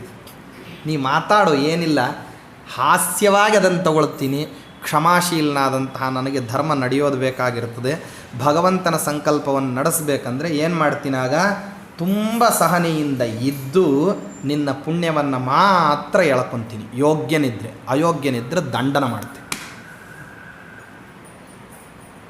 ಅಷ್ಟು ಏನಿರ್ತದೆ ಅಂದರೆ ಸಾಮರ್ಥ್ಯ ಇರ್ತದೆ. ಭಾಳ ಅತ್ಯಂತ ಸುಹಾಸ್ಯವಾಗಿ ಮಾತಾಡ್ತಿರ್ತಾರೆ, ತುಂಬ ನಗನಗುತ್ತಾ ಮಾತಾಡ್ತಿರ್ತಾರೆ. ಭೀಮಸೇನ ದೇವರು ಪ್ರತಿಕ್ರಿಯೆನೇ ಕೊಡೋದಿಲ್ಲ ಇದನ್ನು. ಆದರೆ ಮಹಾಭಾರತದ ಹಲವಾರು ಆಯಾಮಗಳಲ್ಲಿ ವಿಶ್ಲೇಷಣೆ ಮಾಡಲಿಕ್ಕೆ ಹೊರಟಂತಹ ಸಂದರ್ಭದಲ್ಲಿ ಬಹುಮುಖ್ಯವಾದದ್ದು ಯಾವುದು ಅಂತಂದರೆ ವಾಯುದೇವರ ಪರಾಕ್ರಮ ಮತ್ತು ಪರಮಾತ್ಮನ ಮಹಿಮಾ. ಇದೂ ಒಂದು ವಾಯುದೇವರ ಪರಾಕ್ರಮ. ನಹುಷ್ ಚಕ್ರವರ್ತಿ ಬಂದು ಹಿಡ್ಕೊಂಡಂತಹ ಸಂದರ್ಭದಲ್ಲಿ ವಿದ್ಯೋಪಜೀವನವನ್ನು ಮಾಡಬಾರದು ಅನ್ನೋ ಕಾರಣಕ್ಕೆ ಗೊತ್ತಿದ್ದರೂ ತಾವು ಅವನ ಪ್ರಶ್ನೆಗಳಿಗೆ ಉತ್ತರಿಸಲಾರದೇನೆ. ಅನುಶಾಸನ ಪರ್ವದಲ್ಲಿ ಭೀಮಸೇನ ದೇವರ ವಿದ್ಯಾವೈಭವದ ವಿಷಯವನ್ನು ಕೇಳಬೇಕು. ಏನು ಅದ್ಭುತವಾಗಿ ಉಪನ್ಯಾಸ ಮಾಡುತ್ತಾರೆ ಅಂತಂದರೆ, ಧರ್ಮರಾಜನಿಗೆ ಕ್ಲೇಶಾದಿಗಳ ಸರ್ವಸ್ವವೂ ಕೂಡ ಕಳೆದು ಹೋಗಿ ನಿನ್ನನ್ನು ಯಾಕೆ ನಾನು ಇಷ್ಟೆಲ್ಲ ಮಹತ್ತರವಾದ ಯುದ್ಧವನ್ನು ಆಡಿ ಜಯಾಶಯನ್ನು ತೊರೆದು ಹೋರಾಡತಕ್ಕಂತಹ ಸೈನಿಕರನ್ನು ಹುರಿದುಂಬಿಸಿ ಸಂಪೂರ್ಣ ಪ್ರಮಾಣದಲ್ಲಿ ಸೈನ್ಯವನ್ನು ನಿಯಂತ್ರಿಸಿಕೊಂಡು ಸೈನ್ಯ ಎಂದಿಗೂ ಕೂಡ ಹಿಂದಕ್ಕೆ ಹೋಗದೇ ಇರೋ ಹಾಗೆ, ಹಿಮ್ಮೆಟ್ಟದೇ ಇರೋ ಹಾಗೆ ಸದಾಕಾಲಕ್ಕೂ ಉತ್ಸಾಹಪೂರ್ಣವಾಗಿ ಯುದ್ಧವನ್ನು ಮಾಡಿ ಶತ್ರುಗಳನ್ನು ಮರ್ದನ ಮಾಡಿ ನಿನ್ನನ್ನು ಯಾಕೆ ಇಲ್ಲಿ ಕರ್ಕೊಂಬಂದು ಕೂಡಿಸಿದ್ದೀನಿ ಅಂತಂದರೆ ಧರ್ಮವನ್ನು ಎತ್ತಿ ಹಿಡಿಬೇಕು ಅನ್ನೋ ಕಾರಣಕ್ಕೆ. ಆದ್ದರಿಂದ ಸುಲಭದಲ್ಲಿ ಎದ್ದು ಹೋಗ್ಲಿಕ್ಕೆ ಹೋಗಬೇಡ, ನಿನ್ನನ್ನು ನಾನು ಕೂಡಿಸಿದ್ದೀನಿ, ನಾನು ಎದ್ದೇಳಿಸೋ ತನಕ ನೀ ಹೇಳಬಾರ್ದು. ಕೂಡಿಸ್ದವನು ಯಾರು? ನಾನು. ಎಬ್ಬಿಸ್ಬೇಕಾದವನು ಯಾರು? ನಾನೇ. ನಾನು ಎಬ್ಬಿಸೋ ತನಕ ಎದ್ದೇಳಬಾರ್ದು, ನಾನು ಕೂಡಿಸೋ ತನಕನೂ ನೀ ಕೂಡಬೇಕು. ಬೇರೆಯವರೆಲ್ಲರೂ ಮಾತಾಡಿದರೆ ಹೇಳಲಿಕ್ಕಾದ್ರೂ ಧೈರ್ಯ ತೋರಿಸ್ತಿದ್ದಂತ ಧರ್ಮರಾಜ. ಯಾವಾಗ ಭೀಮಸೇನ ದೇವರು ಈ ರೀತಿ ಅಂದರು ಧೈರ್ಯನೇ ಮಾಡಲಿಲ್ಲ ಅಂತ ಕೂತಲ್ಲೇ ಕೂತ್ಬಿಟ್ಟ ಅಷ್ಟೇ. ಕುಸಿದು ಕೂಡೋದು ಅಂತಾರಲ್ಲ, ಕೂಡೋ ಅಂತ ಅಂದರೆ ಉತ್ತರ ಕ್ಷಣದಲ್ಲಿ ಎದ್ದು ನಿಲ್ತೀನಿ ಅಂತನ್ನುವಂತಹ ಧೈರ್ಯ ಇಲ್ಲ. ಇಷ್ಟು ಸಾಮರ್ಥ್ಯವಂತರಾದಂಥವ್ರು. ಅದಕ್ಕೆ ಅಂತಾರಲ್ಲ, ಭೀಮಸೇನ ಸಮೋನಾಸ್ತಿ ಸೇನೆಯೋರುಭಯೋರಪಿ ಪಾಂಡಿತ್ಯೇ ಚ ಪಟುತ್ವೇ ಚ ಶೂರತ್ವೇ ಚ ಬಲೇಪಿ ಚ. ಯಾವುದರಲ್ಲಿ ತಗೊಂಡ್ರೂ ಕೂಡ ಅಸೀಮವಾದಂತಹ ಮಹಿಮಾ. ಅಂಥವರು ಇದನ್ನೂ ಒಂದು ಮಹಿಮಾದ ರೂಪದಲ್ಲಿ ಏನು ಮಾಡ್ತಾರೆ ಅಂತಂದರೆ ತಮ್ಮ ಸಹನೆ ಎಷ್ಟು ಗರಿಷ್ಠ ಪ್ರಮಾಣದ್ದು ಅಂತ ತೋರಿಸ್ಲಿಕ್ಕೆ ಸುಮ್ಮನಿರ್ತಾರೆ. ಇಷ್ಟು ಮಾತಾಡಿ ಆನಂತರದಲ್ಲಿ ಧರ್ಮರಾಜ ಅಂತಾನೆ, ಯಾಕೆ ಅಂದರೆ ಅಜ್ಞಾತವಾಸದ ಭಂಗ ಆಗಬಹುದು ಅಂತನ್ನುವಂತಹ ಮಾತುಗಳನ್ನೆಲ್ಲ ಆಡ್ತಾನೆ. ಆಡಿ ಆನಂತರದಲ್ಲಿ ಅಜ್ಞಾತವಾಸದ ಭಂಗ ಆಗಬಾರ್ದು ಅಂತ ಮುಂದಕ್ಕೆ ವಾಸ್ತವದಲ್ಲಿ ಅಜ್ಞಾತವಾಸದ ಭಂಗ ಹೆಚ್ಚು ತಾಪದಾಯಕವೋ ಕೀಚಕನ ಉಪಟಳ ಹೆಚ್ಚು ತಾಪದಾಯಕವೋ ಅಂತ ಹೇಳಿಬಿಟ್ಟು ದ್ರೌಪದಿ ದೇವಿ ಬಂದು ಪ್ರಶ್ನೆ ಮಾಡಿದರೆ ಧರ್ಮರಾಜನ ಹತ್ತಿರ ಕೊಡ್ಲಿಕ್ಕೆ ಉತ್ತರಗಳಿರೋದಿಲ್ಲ. ಇನ್ನೊಂದು ಬಾರಿ ಬೇಕಾದರೆ ವನವಾಸಕ್ಕೆ ಹೋಗ್ತೀನಿ, ಅದೇನು ಭಾಳ ದೊಡ್ಡ ಕ್ಲೇಶಕರವಾದಂಥದ್ದಲ್ಲ. ಕೀಚಕನ ಉಪಟಳವನ್ನು ಸಹಿಸಿಕೊಂಡು ಪಾತಿವೃತ್ಯದಿಂದ ಪರಿಭ್ರಷ್ಟಳಾಗತಕ್ಕಂಥದ್ದು ಅದಕ್ಕಿಂತಲೂ ಹೆಚ್ಚಿನ ಪ್ರಮಾಣದ ದುಃಖ. ಹೇಗೆ ಸಹಿಸ್ಲಿ ಅಂತ ಕೇಳಿದರೆ ಧರ್ಮರಾಜ ನತಮಸ್ತಕನಾಗಿ ನಿಲ್ತಾನೆ, ತಲೆ ಕೆಳಗೆ ಹಾಕ್ಕೊಂಡು ನಿಲ್ತಾನೆ. ಉತ್ತರ ಕೊಡಲಿಕ್ಕೆ ಆಗ್ತಾ ಇಲ್ಲ, ಕಣ್ಣೀರು ಹರಿಸ್ತಾ ಇದ್ದಾನೆ. ಮನುಷ್ಯ ಹೋರಾಡಬೇಕಾದಂತಹ ಪ್ರಸಂಗದಲ್ಲಿ ಕಣ್ಣೀರು ಹಾಕಿಬಿಟ್ರೆ ಅದು ಉತ್ತರ ಅಲ್ಲ. ಬೆನ್ನು ಹಾಕಿ ಹೋಗೋದು ಉತ್ತರ ಅಲ್ಲ. ಉತ್ತರ ಯಾವುದು ಅಂದರೆ ಸಮಸ್ಯೆಕ್ಕಿಂತಲೂ ತಾನು ಅತ್ಯಧಿಕವಾದಂತಹ ಪ್ರಮಾಣದಲ್ಲಿ ಬೆಳೆದು ನಿಂತು ಇಡೀ ಪ್ರಸಂಗವನ್ನು ತನ್ನ ಅನುಕೂಲಕ್ಕೆ ತಕ್ಕಂಗೆ ಬಳಸ್ಕೋಬೇಕು. ಅದು ಧೀಮಂತಿಕೆ. ಕೀಚಕನೂ ಸಾಯಬೇಕು, ಅಜ್ಞಾತವಾಸವೂ ಮುರಿಬಾರ್ದು, ಪ್ರಪಂಚವೂ ಗುರುತಿಸಬಾರ್ದು, ಮಾಡಿದ್ದೀವಿ ಅಂತ ಗೊತ್ತಿರಬಾರ್ದು, ಮಾಡದೇನೆ ಬಿಡಬಾರ್ದು.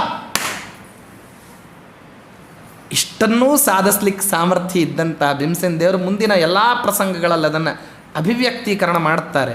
ಆದರೆ ಈಗ ಮಾತನ್ನು ಆಡದೇನೆ ಧರ್ಮರಾಜನ ಪುಣ್ಯವನ್ನು ಮಾತ್ರ ಎಳ್ಕೊತಾರೆ. ಇಷ್ಟು ಮಾತಾಡಿ ಆನಂತರದಲ್ಲಿ ಆಯುಧಗಳನ್ನೆಲ್ಲವನ್ನು ಕೂಡ ಆ ಶಮಿ ವೃಕ್ಷದಲ್ಲಿ ಇಟ್ಟುಬಿಟ್ಟು ನಕುಲನಿಗೆ ಹೇಳ್ತಾನೆ, ಧರ್ಮರಾಜ ನೋಡು, ಒಂದು ಕೆಲಸ ಮಾಡು, ಇಲ್ಲೇ ಹತ್ತಿರದಲ್ಲಿ ಒಬ್ಬ ಬ್ರಾಹ್ಮಣ, ಧರ್ಮರಾಜನಿಗೆ ಬುದ್ಧಿವಂತಿಕೆ ಮತ್ತು ಪ್ರಜ್ಞಾಶಕ್ತಿ ತುಂಬ ಅದ್ಭುತವಾಗೇ ಇತ್ತು. ಇಲ್ಲೊಬ್ಬ ಬ್ರಾಹ್ಮಣ ಉಂಚ ವೃತ್ತಿಯಿಂದ ಇದ್ದಂಥವನು. ಅಂದರೆ ರೈತ ಧಾನ್ಯವನ್ನು ತೂರಿ ಹೋದ ನಂತರದಲ್ಲಿ ತುಷ ಅಂತ ಬರ್ತದೆ, ಧಾನ್ಯದ ಮೇಲೆ ಹೊಟ್ಟು ಬರ್ತದಲ್ಲ, ಆ ಹೊಟ್ಟನ್ನು ಹಾರಿ ಹೋಗಿರ್ತದಲ್ಲ, ಅದು ಹಚ್ಚಡದಿಂದ ಹಾರಿ ಹೋಗಿರ್ತಕ್ಕಂಥ ಹೊಟ್ಟನ್ನು ಅದನ್ನು ಆರಿಸಿ ತಂದು ಬೇಯಿಸಿಕೊಂಡು ತಿಂದು ಜೀವನವನ್ನು ಮಾಡೋದು. ಇದು ಒಂದು ಜೀವನ.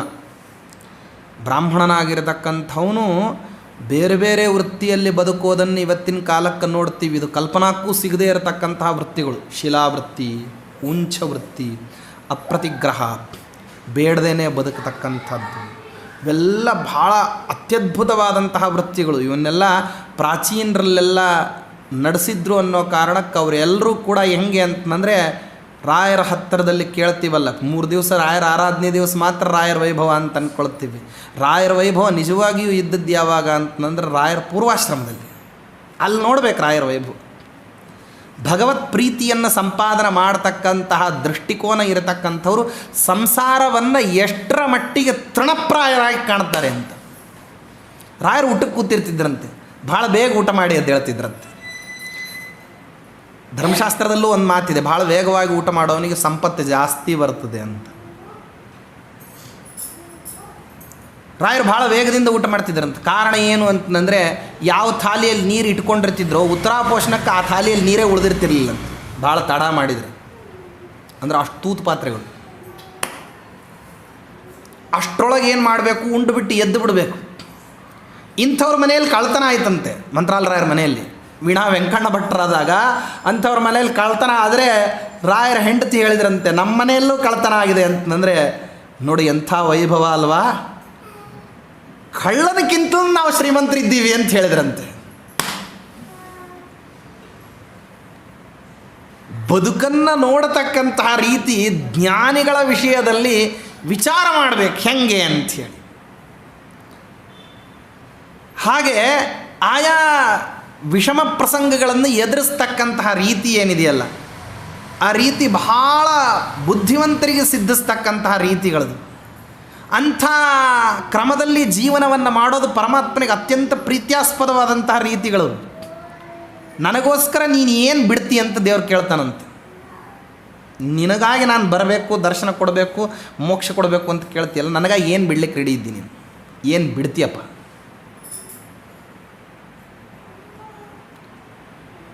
ಬಿಸ್ನೆಸ್ ಫಂಡಮೆಂಟಲ್ ರೂಲ್ಸ್ನಲ್ಲಿ ಒಂದು ರೂಲ್ ಇದೆ, without investment you can't get any profit from any side. ನೀವು ಇನ್ವೆಸ್ಟ್ಮೆಂಟ್ ಇಲ್ಲದೇ ನೀವು ಯಾವುದೇ ವಿಧವಾದಂತಹ ಲಾಭವನ್ನು ಗಳಿಸ್ಲಿಕ್ಕಾಗೋದಿಲ್ಲ. ಇಲ್ಲೇ ಈ ರೂಲ್ಸ್ ಇದ್ದರೆ ಇನ್ನು ನಾರಾಯಣನ್ ಗೌರ್ಮೆಂಟ್ನಲ್ಲಿ ಇಲ್ಲೇನದು, ಅಲ್ಲಿದ್ದದ್ದನ್ನೇ ಇಲ್ಲೇ ಇಂಪ್ಲಿಮೆಂಟ್ ಮಾಡಿದ್ದಾರೆ ಅಷ್ಟೆ.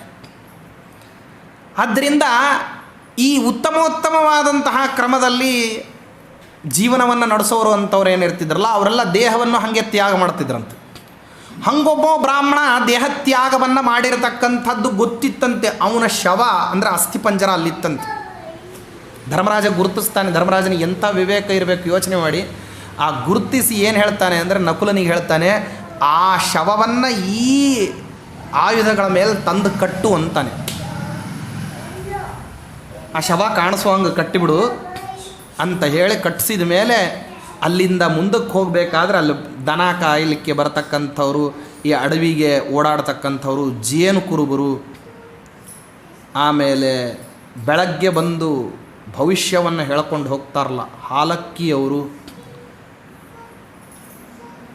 ಕೊರಮ ಜಾತಿಯವರು, ಇವ್ರು ಯಾರ್ಯಾರಿದ್ದಾರೋ ಇವರೆಲ್ಲರ ಎದುರಿಗೆ ಹೇಳ್ಕೋತ ಬಂದ್ರಂತ, ಅಲ್ಲಿ ಯಾರೂ ಹೋಗಬೇಡ್ರಿ, ನಮ್ಮ ತಾಯಿ 180 ವರ್ಷ ಬದುಕಿದಂಥಾಕೆಯ ದೇಹತ್ಯಾಗದ ಸಂದರ್ಭದಲ್ಲಿ ಅಲ್ಲಿ ಶವವನ್ನು ಕಟ್ಟಿದ್ದೀವಿ ಅಂತ ಹೇಳಿ ಅದೇ ರೀತಿಯಲ್ಲಿ ಪ್ರಸಿದ್ಧಿ ಪಡಿಸ್ತಾ ಹೋದ್ರಂತ. ಅಲ್ಲೆಲ್ಲ ಹದ್ದು ಕಾಗೆಗಳೆಲ್ಲ ಅಡ್ಡಾಡ್ತಾ ಇದ್ದಾವೆ, ನಮ್ಮ ವಂಶಾಚಾರ ಆ ರೀತಿ ಇದೆ ಅಂತ ಹೇಳಿ ಹೊರಟು ಅಲ್ಲಿಂದ ಮಾರ್ಗ ಮಧ್ಯದಲ್ಲಿ ಯುಧಿಷ್ಠಿರ ಎಲ್ಲ ದಿಕ್ಪಾಲಕ ದೇವತೆಗಳನ್ನು, ತತ್ವಾಭಿಮಾನಿಗಳನ್ನೆಲ್ಲ ಪ್ರಾರ್ಥನೆ ಮಾಡ್ತಾನೆ. ಪ್ರಾರ್ಥನೆ ಮಾಡಿ ಸೀಮಾರೇಖೆಯ ಹತ್ತಿರದಲ್ಲಿ ಬಂದಾಗ ಯುಧಿಷ್ಠಿರ ದುರ್ಗಾದೇವಿಯನ್ನು ಸ್ತೋತ್ರ ಮಾಡ್ತಾನೆ. ಕಲವು ದುರ್ಗಾ ವಿನಾಯಕವು ಅಂತ ಶ್ರೀಮದಾಚಾರ್ಯರು ಸರ್ವಮೂಲದಲ್ಲಿ ಹೇಳ್ತಾರೆ. ಕಲಿಯುಗದಲ್ಲಿ ಇಬ್ಬರು ದೇವತೆಗಳು ಬೇಗ ಫಲವನ್ನು ಕೊಡ್ತಾರಂತೆ. ಒಬ್ಬವನು ಗಣಪತಿ, ಇನ್ನೊಬ್ಬಳು ದುರ್ಗಾದೇವಿ. ಅದಕ್ಕೇ ಈ ಆಭಿಚಾರಿಕ ಕೃತ್ಯಗಳನ್ನು ಮಾಡೋಂಥವ್ರು ಅಥವಾ ಇನ್ಯಾವುದೇ ಬೇಗ ಬೇಗ ಅಧಿಕಾರದ ಪ್ರಾಪ್ತಿ, ಶತ್ರುಬಾಧಾ ನಿವೃತ್ತಿ ಇದೆಲ್ಲ ಆಗಬೇಕು ಅಂತನ್ನೋರು ಈ ಹೋಮ ಹವನಾದಿಗಳನ್ನು ಮಾಡಿಸ್ಬೇಕಾದ್ರೆ ದುರ್ಗಾ ಉದ್ದೇಶದಿಂದ, ಗಣಪತಿಯ ಉದ್ದೇಶದಿಂದ ಮಾಡಿಸೋದು ಜಗತ್ತಿನಲ್ಲೆಲ್ಲ ತುಂಬ ಪ್ರಖ್ಯಾತವಾದದ್ದು. ಕಲವು ದುರ್ಗಾ ವಿನಾಯಕವು ಅಂತ. ಯುಧಿಷ್ಠಿರ ಚಕ್ರವರ್ತಿ ಕಲಿಯುಗಕ್ಕೆ ಹತ್ತಿರದವನು. ವಾಸ್ತವದಲ್ಲಿ ಯುಧಿಷ್ಠಿರನ ರಾಜ್ಯಭಾರ ನಡೆದಿದ್ದೇ ದ್ವಾಪರದಲ್ಲೆಲ್ಲ, ಕಲಿಯುಗದಲ್ಲೇ. ಕಲಿಯುಗ ಆರಂಭ ಆಗಿಬಿಟ್ಟಿತ್ತು. ಅದಕ್ಕೇ ಮೊದಲನೇ ಯುಧಿಷ್ಠಿರನ ಶಕವರ್ಷ 830 ವರ್ಷಗಳು ಅಂತ ಹೇಳ್ತಾರೆ. ಪಂಚಾಂಗದಲ್ಲೂ ಹೇಳ್ತೀವಿ. ಅದಕ್ಕಾಗಿ ಶಕಪುರುಷನಾದಂಥವನು ಕೂಡ ಇವನು ದುರ್ಗಾದೇವಿಯನ್ನು ಸ್ತೋತ್ರ ಮಾಡ್ತಾನೆ. ವಿರಾಟ್ ನಗರಕ್ಕೆ ಹೋಗಬೇಕಾಗಿದೆ. ಅಲ್ಲಿ ಪ್ರಚ್ಛನ್ನರಾಗಿ ಉಳಿದು ಧರ್ಮದ ಎಲ್ಲೆಯನ್ನು ಮೀರದೇ ಇರೋ ಹಾಗೆ ಭಗವಂತನ ಅನುಗ್ರಹವನ್ನು ಸಂಪಾದನೆ ಮಾಡೋ ಹಾಗೆ ಅಲ್ಲಿ ಏನಾಗಬೇಕು ಅಂದರೆ ತಾವು ಅಂದುಕೊಂಡಂತಹ ಕಾರ್ಯಸಿದ್ಧಿ ಆಗಬೇಕು. ಅದಕ್ಕಾಗಿ ದುರ್ಗಾದೇವಿಯನ್ನು ಸ್ತೋತ್ರ ಮಾಡ್ತಾ ಹೇಳ್ತಾನೆ. ಆಮಂತ್ರ್ಯ ದರ್ಶನಾಕಾಂಕ್ಷಿ ರಾಜ ದೇವೀಂ ಸಹಾನುಜಃ. ಯುಧಿಷ್ಠಿರ ಸ್ತೋತ್ರ ಮಾಡ್ತಿರ್ತಾನೆ. ಭೀಮಸೇನಾದಿಗಳೆಲ್ಲರೂ ಕೂಡ ಕೈ ಮುಕ್ಕೊಂಡು ನಿಂತಿರ್ತಾರೆ. ನಮೋಸ್ತು ವರದೇ ಕೃಷ್ಣೆ ಕೌಮಾರಿ ಬ್ರಹ್ಮಚಾರಿಣಿ ಬಾಲ ಅರ್ಕ ಸದೃಶಾಕಾರೇ ಪೂರ್ಣಚಂದ್ರ ನಿಭಾನನೆ ಚತುರ್ಭುಜೆ ಚತುರ್ವಕ್ತ್ರೆ ಪೀನಶ್ರೋಣಿ ಪಯೋಧರೆ ಮಯೂರ ಪಿಚ್ಛಬಲಯೇ ಗದಾ ಚಕ್ರಾಸಿಧಾರಿಣಿ ನಮಸ್ತೆ ಅಂಬುಜಪತ್ರಾಕ್ಷಿ ನಮಸ್ತೆ ತ್ರಿದಶಾರ್ಚಿತೆ ದೈತ್ಯದಾನವದರ್ಪಘ್ನೆ ದೈತ್ಯದಾನವ ಪೂಜಿತೆ ಶೈಲರಾಜ ಸುತೇ ದೇವಿ ನಮಸ್ತೆ ವಿಂಧ್ಯವಾಸಿನಿ ಅಂತ ಹೇಳಿ ನಾನಾ ಕ್ರಮದಲ್ಲಿ ದುರ್ಗಾದೇವಿಯನ್ನು ಸ್ತೋತ್ರ ಮಾಡ್ತಾನೆ. 108 ಮಂತ್ರಗಳಿಂದಾಗಿ 108 ನಾಮ ಮಂತ್ರಗಳಿಂದ ಸ್ತೋತ್ರ ಮಾಡ್ತಾನೆ. ಬಹಳ ಸಾಮರ್ಥ್ಯ ಇದೆ ನಿನಗೆ. ಯಾರ್ಯಾರು ಯಾವ ವಿಧವಾದಂತಹ ದುಃಖದಲ್ಲಿ ಸಿಗಾಕ್ಕೊಂಡಾಗ ನಿನ್ನನ್ನು ಸ್ಮರಣ ಮಾಡ್ತಾರೆ. ಯಾಕೆಂದರೆ ದುರ್ಗಾ ತಾರಯಸೇ ದುರ್ಗೆ ತತ್ವಂ ದುರ್ಗಾ ಸ್ಮೃತಾಬುಧೈಹಿ. ವಿಪತ್ ಪರಂಪರೆಯನ್ನು ದಾಟಬೇಕು ಅಂದರೆ ದುರ್ಗಾದೇವಿಯ ಅನುಗ್ರಹ ಬೇಕು. ನಾನು ನಿನ್ನೆನೇ ಹೇಳಬೇಕಾದ್ರೆ ಹೇಳಿದ್ನಲ್ಲ, ಕೃಷ್ಣ ಪರಮಾತ್ಮ ಸ್ವಯಂ ತಾನು ದುರ್ಗಾದೇವಿಯ ಸ್ತೋತ್ರ ಮಾಡಿದ್ದಾನೆ. ಯದ್ಯಪಿ ತನಗೆ ಅಧೀನಳಾದಂಥವಳು, ತನ್ನ ಪತ್ನಿಯವಳು, ಆದ್ರೂ ವಿಪತ್ತನ್ನು ದಾಟಬೇಕು ಅಂತಂದರೆ ಹೆಂಗೆ ದಾಟಬೇಕು ಅಂತ ಜಗತ್ತಿಗೆ ತೋರಿಸ್ಲಿಕ್ಕೆ ಪರಮಾತ್ಮನ ಮಗ ಪ್ರದ್ಯುಮ್ನ ಅವ ಸ್ತೋತ್ರ ಮಾಡಿದ್ದಾನೆ. ಅವನ ಮಗ ಅನಿರುದ್ಧ ಅವನು ಸ್ತೋತ್ರ ಮಾಡ್ತಾನೆ. ಯುಧಿಷ್ಠಿರ ಚಕ್ರವರ್ತಿ ತಾನು ಸ್ತೋತ್ರ ಮಾಡ್ತಾನೆ. ವಿಪತ್ತನ್ನು ದಾಟಬೇಕು, ನಮಗೆ ಕಷ್ಟ ಬಂದಿದೆ, ಅನರ್ಥ ನಡೀತಾ ಇದೆ, ಪಾರಾಗಬೇಕಿದ್ರಿಂದ ದುರ್ಗಾದೇವಿಯನ್ನು ಸ್ಮರಣ ಮಾಡಿ. ತುಂಕೀರ್ತಿ ಶ್ರೀಧೃತಿರ್ ಬುದ್ಧಿ ಹ್ರೀವಿದ್ಯಾ ಸಂತತಿರ್ ಮತಿ ಸಂಧ್ಯಾ ರಾತ್ರಿ ಪ್ರಭಾ ನಿದ್ರಾ ಜ್ಯೋತ್ಸ್ನಾ ಕಾಂತಿ ಕ್ಷಮಾದಯ ನೃಣಾಂಚ ಬಂಧನಂ ಮೋಹಂ ಪುತ್ರನಾಶಂ ಧನಕ್ಷಯಂ ವ್ಯಾಧಿ ಮೃತ್ಯುಭಯಂ ಚೈವ ಪೂಜಿತ ನಾಶಯಿಷ್ಯಸಿ. ನಾನಾ ವಿಧವಾದಂತಹ ದುಃಖಗಳು ಬರ್ತವೆ, ಬಂಧನ ಆಗುವಂಥ ಪ್ರಸಂಗಗಳು ಬರ್ತವೆ. ಯಾವುದೋ ನಾವು ಮಾಡದೇ ಇರತಕ್ಕಂಥ ತಪ್ಪುಗಳು ಯಾರೋ ಮಾಡಿ ನಮ್ಮ ತಲೆ ಮೇಲೆ ಹಾಕಿ ಇದ್ದಕ್ಕಿದ್ದಂಗೆ ರಾತ್ರಿ ಕಳೆದು ಬೆಳಕು ಹರಿಯೋ ಅಷ್ಟರಲ್ಲಿ ಏನಾಗಿರ್ತದೆ ಅಂದರೆ ಬಂಧನ ಬಂದಿರ್ತದೆ. ಅಥವಾ ಧನಕ್ಷಯಾದಿಗಳು, ಹಿಂದಿನ ದಿವಸ ಕೋಟೀಶ್ವರನಾದವನು ಮಾರನೇ ದಿವಸ ಆಲಿಮನಿ ಪಾತ್ರೆ ಹಿಡಿದಿರ್ತಾನೆ. ವ್ಯಾಧಿ ಭಯ ಬರ್ತದೆ. ಈ ರೀತಿಯಲ್ಲಿ ಘೋರವಾಗಿ ಮೃತ್ಯು ಭಯ ಬರಲಿಕ್ಕೆ ಅವಕಾಶ ಇದೆ. ಯಾರ್ಯಾರಿಗೆ ಯಾವ್ಯಾವ ವಿಪತ್ತುಗಳು ಬರ್ತಾವೋ ಅದು ಎಲ್ಲದರಿಂದ ದಾಟಲಿಕ್ಕೆ ದುರ್ಗಾದೇವಿಯನ್ನು ಸ್ಮರಣ ಮಾಡಿ. ಸ್ವಹಂ ರಾಜ್ಯಾತ್ ಪರಿಭ್ರಷ್ಟ ಶರಣಂ ತ್ವಾಮುಪಾಗತಃ. ದುರ್ಗಾದೇವಿ ಎಲ್ಲದಕ್ಕೂ ನಿಯಾಮಕಳಂಥವಳು. ಕೀರ್ತಿ, ಸಂಪತ್ತು, ಧೈರ್ಯ, ಸಿದ್ಧಿ,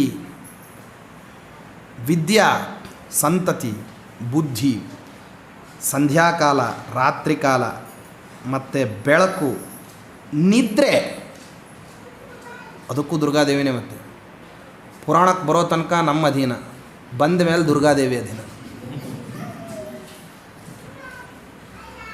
ಮನೆಯಾಗೆಲ್ಲ ಸುಮ್ಮನೆ ಕೂತಂಥ ಸಮಯದಲ್ಲಿ ಹೆಣ್ಮಕ್ಳು ಅಂತಾರೆ, ನೋಡ್ರಿ ಆಚಾರ ಪುರಾಣ ಹೇಳ್ತಿದ್ದಾರಂತ, ನಿದ್ದೆ ಬರೋದಿಲ್ಲ ಅಂತ ಒದ್ದಾಡ್ತಿರಲ್ಲ, ಹೋಗಿ ಬರ್ರಿ 1 ಗಂಟೆ ಪುರಾಣಕ್ಕೆ ಅಂತ.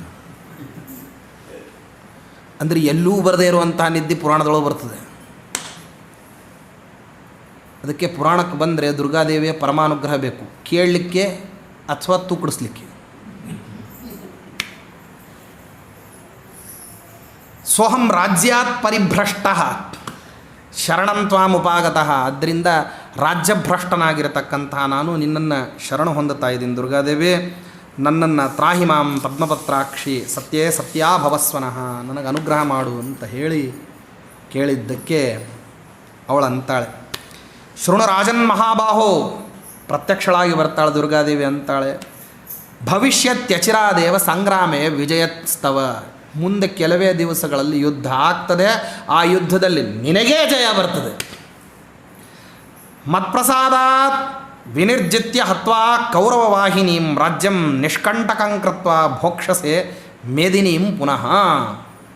ನನ್ನ ಅನುಗ್ರಹ ನಿನ್ನ ಮೇಲೆ ಎಷ್ಟು ಪ್ರಬಲವಾಗಿರ್ತದೆ ಅಂತಂದರೆ, ನಿಷ್ಕಂಟಕವಾಗಿರ್ತಕ್ಕಂತಹ ರಾಜ್ಯಭಾರ ನಿಂದು.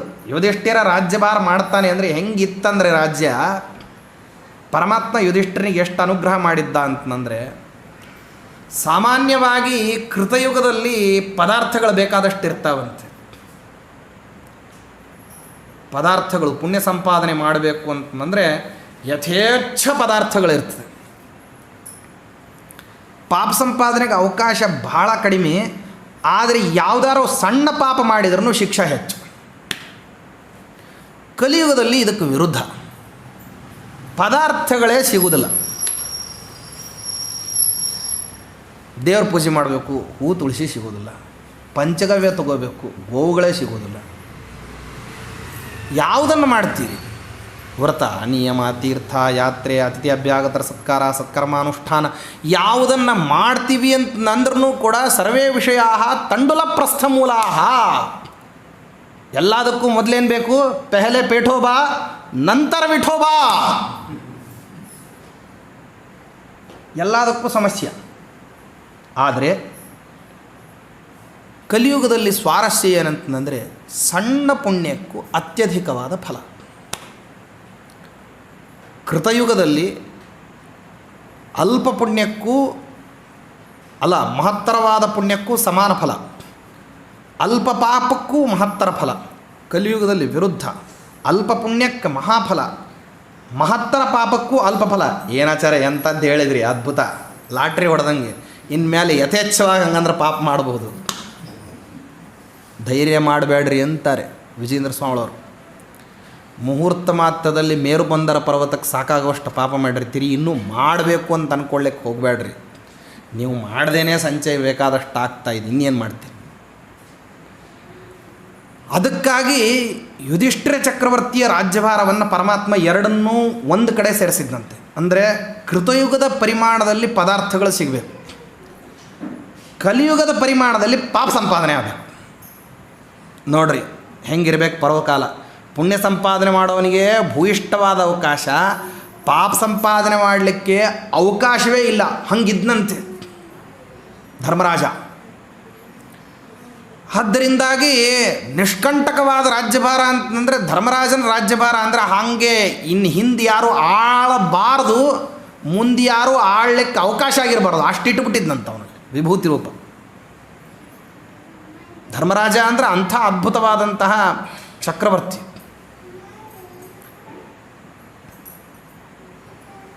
ಅದಕ್ಕೇ ಪ್ರಾತಸ್ಮರಣೀಯದಾದಂತಹ ರಾಜರುಗಳ ಪೈಕಿ ಧರ್ಮರಾಜನ ಹೆಸರು ಹೇಳ್ತಾರೆ. ಮಂಧಾತ ನೌಶಂಬರೀಷ ಸಗರೋ ರಾಜ ಪ್ರಥುರಹೈಹಯ ಶ್ರೀಮಾನ್ ಧರ್ಮಸುತಃ. ಬರೀ ಸಾಮಾನ್ಯ ಧರ್ಮಸುತ ಅಲ್ಲ, ಅವನು ಶ್ರೀಮಾನ್ ಧರ್ಮಸುತಃ. ಅವನು ಧರ್ಮರಾಜನ ಮಗ ಅಷ್ಟೇ ಅಲ್ಲ, ಅವನು ಶ್ರೀಮಂತ ಧರ್ಮರಾಜನ ಮಗ. ಅವನ ಹತ್ರ ಧರ್ಮಾಚರಣೆ ಮಾಡ್ತಿದ್ದೀವಿ ಅಂತಂದು ಹೇಳಿ ಶ್ರೀಮಂತಿಗೆ ಕೊರತೆ ಇರಲಿಲ್ಲ, ಅವನಿಗೆ ತುಂಬುತ್ತಿತ್ತಂತೆ ಸಂಪತ್ತು. ಮುಂದಕ್ಕೆ ಅನುಶಾಸನ ಪರ್ವದಲ್ಲೆಲ್ಲ ವರ್ಣನ ಮಾಡ್ತಾರೆ. ಈಗ ತಾನೇ ಯುದ್ಧ ಆಗಿದೆ, ರಾಸೂಯಾಗ ಮಾಡಿದರೆ ಪಾಪ ಹೋಗ್ತದೆ ಅಂತ ಹೇಳ್ತಾನೆ ಪರಮಾತ್ಮ. ಯಾಗ ಮಾಡಲಿಕ್ಕೆ ದುಡ್ಡೆಲ್ಲಿಂದ ತರಲಿ ಅಂತ ಅನ್ನಂತೆ. ಯಾಕೆಂದರೆ ಕಂದಾಯ ವಸೂಲಿ ಮಾಡೋಣ ಅಂತಂದರೆ ಪ್ರಜಾವರ್ಗದವರು ಯುದ್ಧದ ಕ್ಷೋಭೆಯಿಂದ ಬಳಲಿ ಬಿಟ್ಟಿದ್ದಾರೆ. ಯಾರ ಹತ್ರನೂ ಕಂದಾಯ ತಗೊಳ್ಳೋ ಹಾಗಿಲ್ಲ.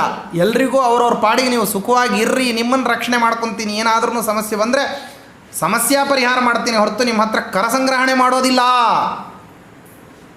ಅಂತೂ ಉದ್ಘೋಷಣೆ ಮಾಡಿಸಿದ್ದಂತೆ. ಅಂಥ ಸಮಯದಲ್ಲಿ ಮತ್ತು ಇಂಥ ದೊಡ್ಡ ಯುದ್ಧ ಆಗಿದೆ, ಇದರ ಪಾಪಕ್ಷಾಲನ ಆಗಬೇಕು ಅಂತ ಮನಸ್ಸಿನಲ್ಲಿದ್ದರೆ ದ್ರವ್ಯ ಎಲ್ಲಿಂದ ತರಲಿ ಅಂದರೆ ವಾಸಿಷ್ಠ ಕೃಷ್ಣ ವೇದವ್ಯಾಸ ದೇವರು ತಾತ ಅಲ್ವೇ ಹೇಳಿದ್ನಂತೆ. ಬಂದ್ಬಿಟ್ಟು ಯಾಗ ಮಾಡುವಂತ ನಾ ಹೇಳಿದೆ, ಅಂದಮೇಲೆ ದುಡ್ಡು ನಾನೇ ಕೊಡ್ತೀನಿ ಅಂದಂತೆ. ಮರುತ್ತರಾಜ ಸಂಪಾದನೆ ಮಾಡಿರ್ತಕ್ಕಂಥದ್ದು ಹಿಮವತ್ ಪರ್ವತದ ತಪ್ಪಲಿನಲ್ಲಿ ಕೊಪ್ರಿಗೆಗಟ್ಟಲೆ ಧನರಾಶಿ. ಎಷ್ಟು? ಆ ಧನರಾಶಿಯನ್ನು ಹೊರಿಸಬೇಕು ಅಂದರೆ ಒಂಟೆ, ಆನೆ, ಹೆಸರು ಕತ್ತೆ, ಕುದುರೆ, ಈ ಪ್ರಾಣಿಗಳ ಮೇಲೆ ರಥದಲ್ಲಿ ಮನುಷ್ಯರು ಹೊರುವಷ್ಟು ಬಂಗಾರವನ್ನು ಹೊರಸಿ ಕಳಿಸ್ತಾ ಇದ್ದರೆ ಹಿಮವತ್ ಪರ್ವತದಿಂದ ಆರಂಭ ಮಾಡಿಕೊಂಡು ಹಸ್ತಿನಾವತಿವರೆಗೆ ಅಲ್ಲಿ ತುಂಬೋರು ಇಲ್ಲಿ ಹಾಕೋರು ಒಂದೇ ಕಾಲದಲ್ಲಿ ನಡೀತಿತ್ತಂತ. ಅಂದರೆ ಇನ್ನು ಎಷ್ಟು ಜನ ತಂದು ಹಾಕ್ತಿರ್ಬೇಕು. ಇಷ್ಟು ಸಂಪತ್ತನ್ನು ಸುರಿದು ಒಂದು ರಾಜಸೂ ಯಾಗಕ್ಕೆ, ಒಂದು ಅಶ್ವಮೇಧ ಯಾಗಕ್ಕೆ 6 ಯಾಗದ ಪುಣ್ಯವನ್ನು ಷಾಡ್ಗುಣ್ಯ ಫಲಲಾಭ ಆಗೋ ಹಂಗೆ ಕೊಟ್ಟಿದ್ದಂತ ಪರಮಾತ್ಮ. ಅಂದರೆ ಇನ್ನು ಎಷ್ಟಿರಬೇಕು ಧರ್ಮರಾಜನಿಗೆ ಪರಮಾತ್ಮನ ಬೆಂಬಲ.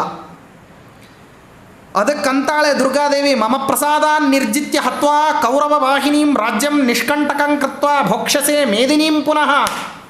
ನಿಷ್ಕಂಟಕವಾಗಿ ರಾಜ್ಯಭಾರವನ್ನು ಮಾಡ್ತಿ, ಮತ್ತೆ ಪುನಃ ನಿನಗೆ ರಾಜ್ಯಭಾರ ಮಾಡ್ತಕ್ಕಂತಹ ಯೋಗ ಬರ್ತದೆ ಧರ್ಮರಾಜ. ನಿಸ್ಸಂಕೋಚವಾಗಿ ಅಜ್ಞಾತವಾಸವನ್ನು ಆರಂಭ ಮಾಡು.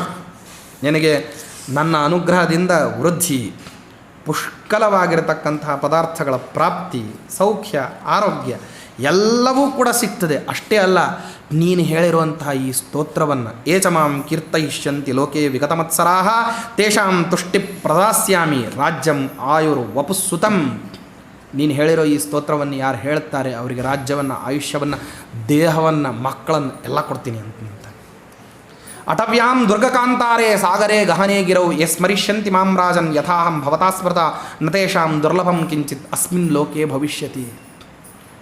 ಯಾರು ವಿಪತ್ ಪರಂಪರೆಯ ಮಧ್ಯದಲ್ಲಿ ಸುಳಿಯಲ್ಲಿ ಸಿಕ್ಕಾಕ್ಕೊಂಡು ಒದ್ದಾಡ್ತಿರ್ತಾರೆ, ನೀನು ಹೇಳಿರೋ ಈ ಸ್ತೋತ್ರವನ್ನು ನಂದನ್ನು ಹೇಳಿದರೆ ಅವರಿಗೆಲ್ಲ ವಿಧವಾದ ವಿಪತ್ತುಗಳನ್ನು ಕಳೆದು ಸರ್ವಾನುಗ್ರಹವನ್ನು ಮಾಡ್ತೀನಿ ಅಂತ ಹೇಳಿ ಅನುಗ್ರಹ ಮಾಡಿ ಅಲ್ಲಿಂದ ಅಂತರ್ಧಾನಳಾಗಿ ದುರ್ಗಾದೇವಿ ಹೊರಡ್ತಾ ಇದ್ದಾಳೆ. ಆನಂತರದಲ್ಲಿ ಮತ್ತು ಜಗತ್ತಿನಲ್ಲಿ ಎಲ್ಲ ವಿಧವಾಗಿರತಕ್ಕಂತಹ ಸಿದ್ಧಪುರುಷರು ವಾಸ ಮಾಡಲಿಕ್ಕೆ ಬಳಸ್ಕೊಳ್ತಕ್ಕಂತಹ ಜಾಹ್ನವಿ ನದಿ ತೀರಕ್ಕೆ, ಗಂಗಾ ತೀರಕ್ಕೆ ಬಂದಿದ್ದಾರೆ. ಅಲ್ಲಿ ದೇವತೆಗಳು, ಋಷಿಗಳು, ಆಚಾರ್ಯರು, ಪಿತೃಗಳು ಇವರಿಗೆಲ್ಲರಿಗೂ ತರ್ಪಣಾದಿಗಳನ್ನು ಕೊಟ್ಟು ಆನಂತರ ಮತ್ತು ನನಗೆ ನಿಸ್ಸಂದೇಹವಾಗಿ ನನ್ನ ತಂದೆಯಾಗಿರ್ತಕ್ಕಂತಹ ಯಕ್ಷರೂಪದಲ್ಲಿ ಬಂದಿರುವಂತಹ ಯಮಧರ್ಮ ಮತ್ತು ದುರ್ಗಾದೇವಿಯರ ಪರಮಾನುಗ್ರಹ ಇದೆ. ಪರಮಾತ್ಮ ನನಗೆ ನಿಸ್ಸಂಕೋಚವಾಗಿ ಅನುಗ್ರಹವನ್ನು ಮಾಡಿದ್ದಾನೆ. ಆದ್ದರಿಂದಾಗಿ ನನಗೆ ಎಂದಿಗೂ ಕೂಡ ಧರ್ಮಾದಿಗಳಲ್ಲಿ ಶ್ರದ್ಧೆ ಹೋಗದೇ ಇದ್ದದ್ದರಿಂದಾಗಿ ನಾನು ಮತ್ತು ನನ್ನ ತಮ್ಮಂದಿರು ಬಯಸ್ತಕ್ಕಂಥ ರೂಪ ಬರಲಿ ಅಂತ ಮನಸಾ ಸ್ಮರಣ ಮಾಡಿದ ಅಷ್ಟೇ ಉತ್ತರ ಕ್ಷಣ ಏನು ಬೇಕು, ಯಾವ ರೂಪ ಹಾಕ್ಕೊತೀನಿ ಅಂದ್ಕೊಂಡಿದ್ನೋ ವೇಷಗಳೆಲ್ಲ ಹಂಗೆ ಪರಿವರ್ತನೆ ಆಗ್ಬಿಟ್ರು. ಹೀಗೆ ನೋಡೋ ಅಷ್ಟರಲ್ಲೇ ಎಲ್ಲರೂ ಬದಲಾಗ್ಬಿಟ್ರು. ಅವರವರೇ ನೋಡಿ ಗುರುತಿಸ್ಬೇಕೆ ಹೊರತು ಬೇರೆಯವ್ರು ಗುರುತಿಸ್ಲಿಕ್ಕೆ ಸಾಧ್ಯ ಇಲ್ಲ. ಧರ್ಮರಾಜ ಕಂಕಭಟ್ಟನಾಗಿ ಸನ್ಯಾಸಿಯ ವೇಷದಲ್ಲಿ ನಿಂತ್ಕೊಂಡ, ತ್ರಿದಂಡ ಧಾರಣವನ್ನು ಮಾಡಿ ಶಿಖಾದಿಗಳನ್ನು ಇದು ಮಾಡಿಕೊಂಡು ಶಿಖಾಬದ್ಧನಾಗಿ ಪವಿತ್ರ ಪಾಣಿಯಾಗಿ ನಿಂತುಕೊಂಡು ಆಚೀಚೆ ನೋಡಿಬಿಟ್ಟು ತಲೆ ಅಲ್ಲಾಡಿಸ್ದ. ಹೊರಟ ಉದ್ದಕ್ಕೂ ವಿರಾಟರಾಜನ ಅರಮನೆಯನ್ನು ಕೂತ್ಕೊಂಡು ದೊಡ್ಡ ಸಭಾ, ವಿರಾಟರಾಜನ ಸಭಾವನ್ನು ಧರ್ಮರಾಜ ಪ್ರವೇಶ ಮಾಡಬೇಕು. ನೋಡಿ, ಅಜ್ಞಾತವಾಸದಲ್ಲಿ ಮೊದಲನೇ ಸಮಸ್ಯೆ ಆಯಿತು ಧರ್ಮರಾಜನಿಗೆ, ಪಾಂಡವರ ಪೈಕಿ ಧರ್ಮರಾಜನಿಗೆ ಅತ್ಯುತ್ಕೃಷ್ಟವಾದ ಸಮಸ್ಯೆ ಏನಂದರೆ ಸುಳ್ಳು ಹೇಳೋದು. ಅವನು ಸುಳ್ಳು ಹೇಳ್ದವನಲ್ಲ. ಕೆಲವರಿಗೆಲ್ಲ ಸುಳ್ಳು ಹೇಳಲಿಕ್ಕೆ ಬರದೇನೆ ತಪ್ಪು ಮಾಡಿದಾಗ ಸಿಕ್ಕು ಬಿದ್ದು ಬಿಡ್ತಾರಲ್ಲ. ಧರ್ಮರಾಜನಿಗೆ ಒಂದು ಸುಳ್ಳು ಹೇಳಬೇಕು ಅಂದ್ರೆ ನಾಲಿಗೆ ತಡವರಿಸ್ತಿತ್ತು. ಅಂದರೆ ಅವನಿಗೆ ಯಾವುದು ಸುಳ್ಳು ಅಂತ ಗೊತ್ತಾಗಿ ಬಿಡ್ತಿತ್ತು, ಅದನ್ನು ನಾವು ಹೇಳ್ತಿರಲಿಲ್ಲ. ಸುಳ್ಳು ಹೇಳಲಿಕ್ಕೆ ಬರ್ತಿರಲಿಲ್ಲ. ನಾವು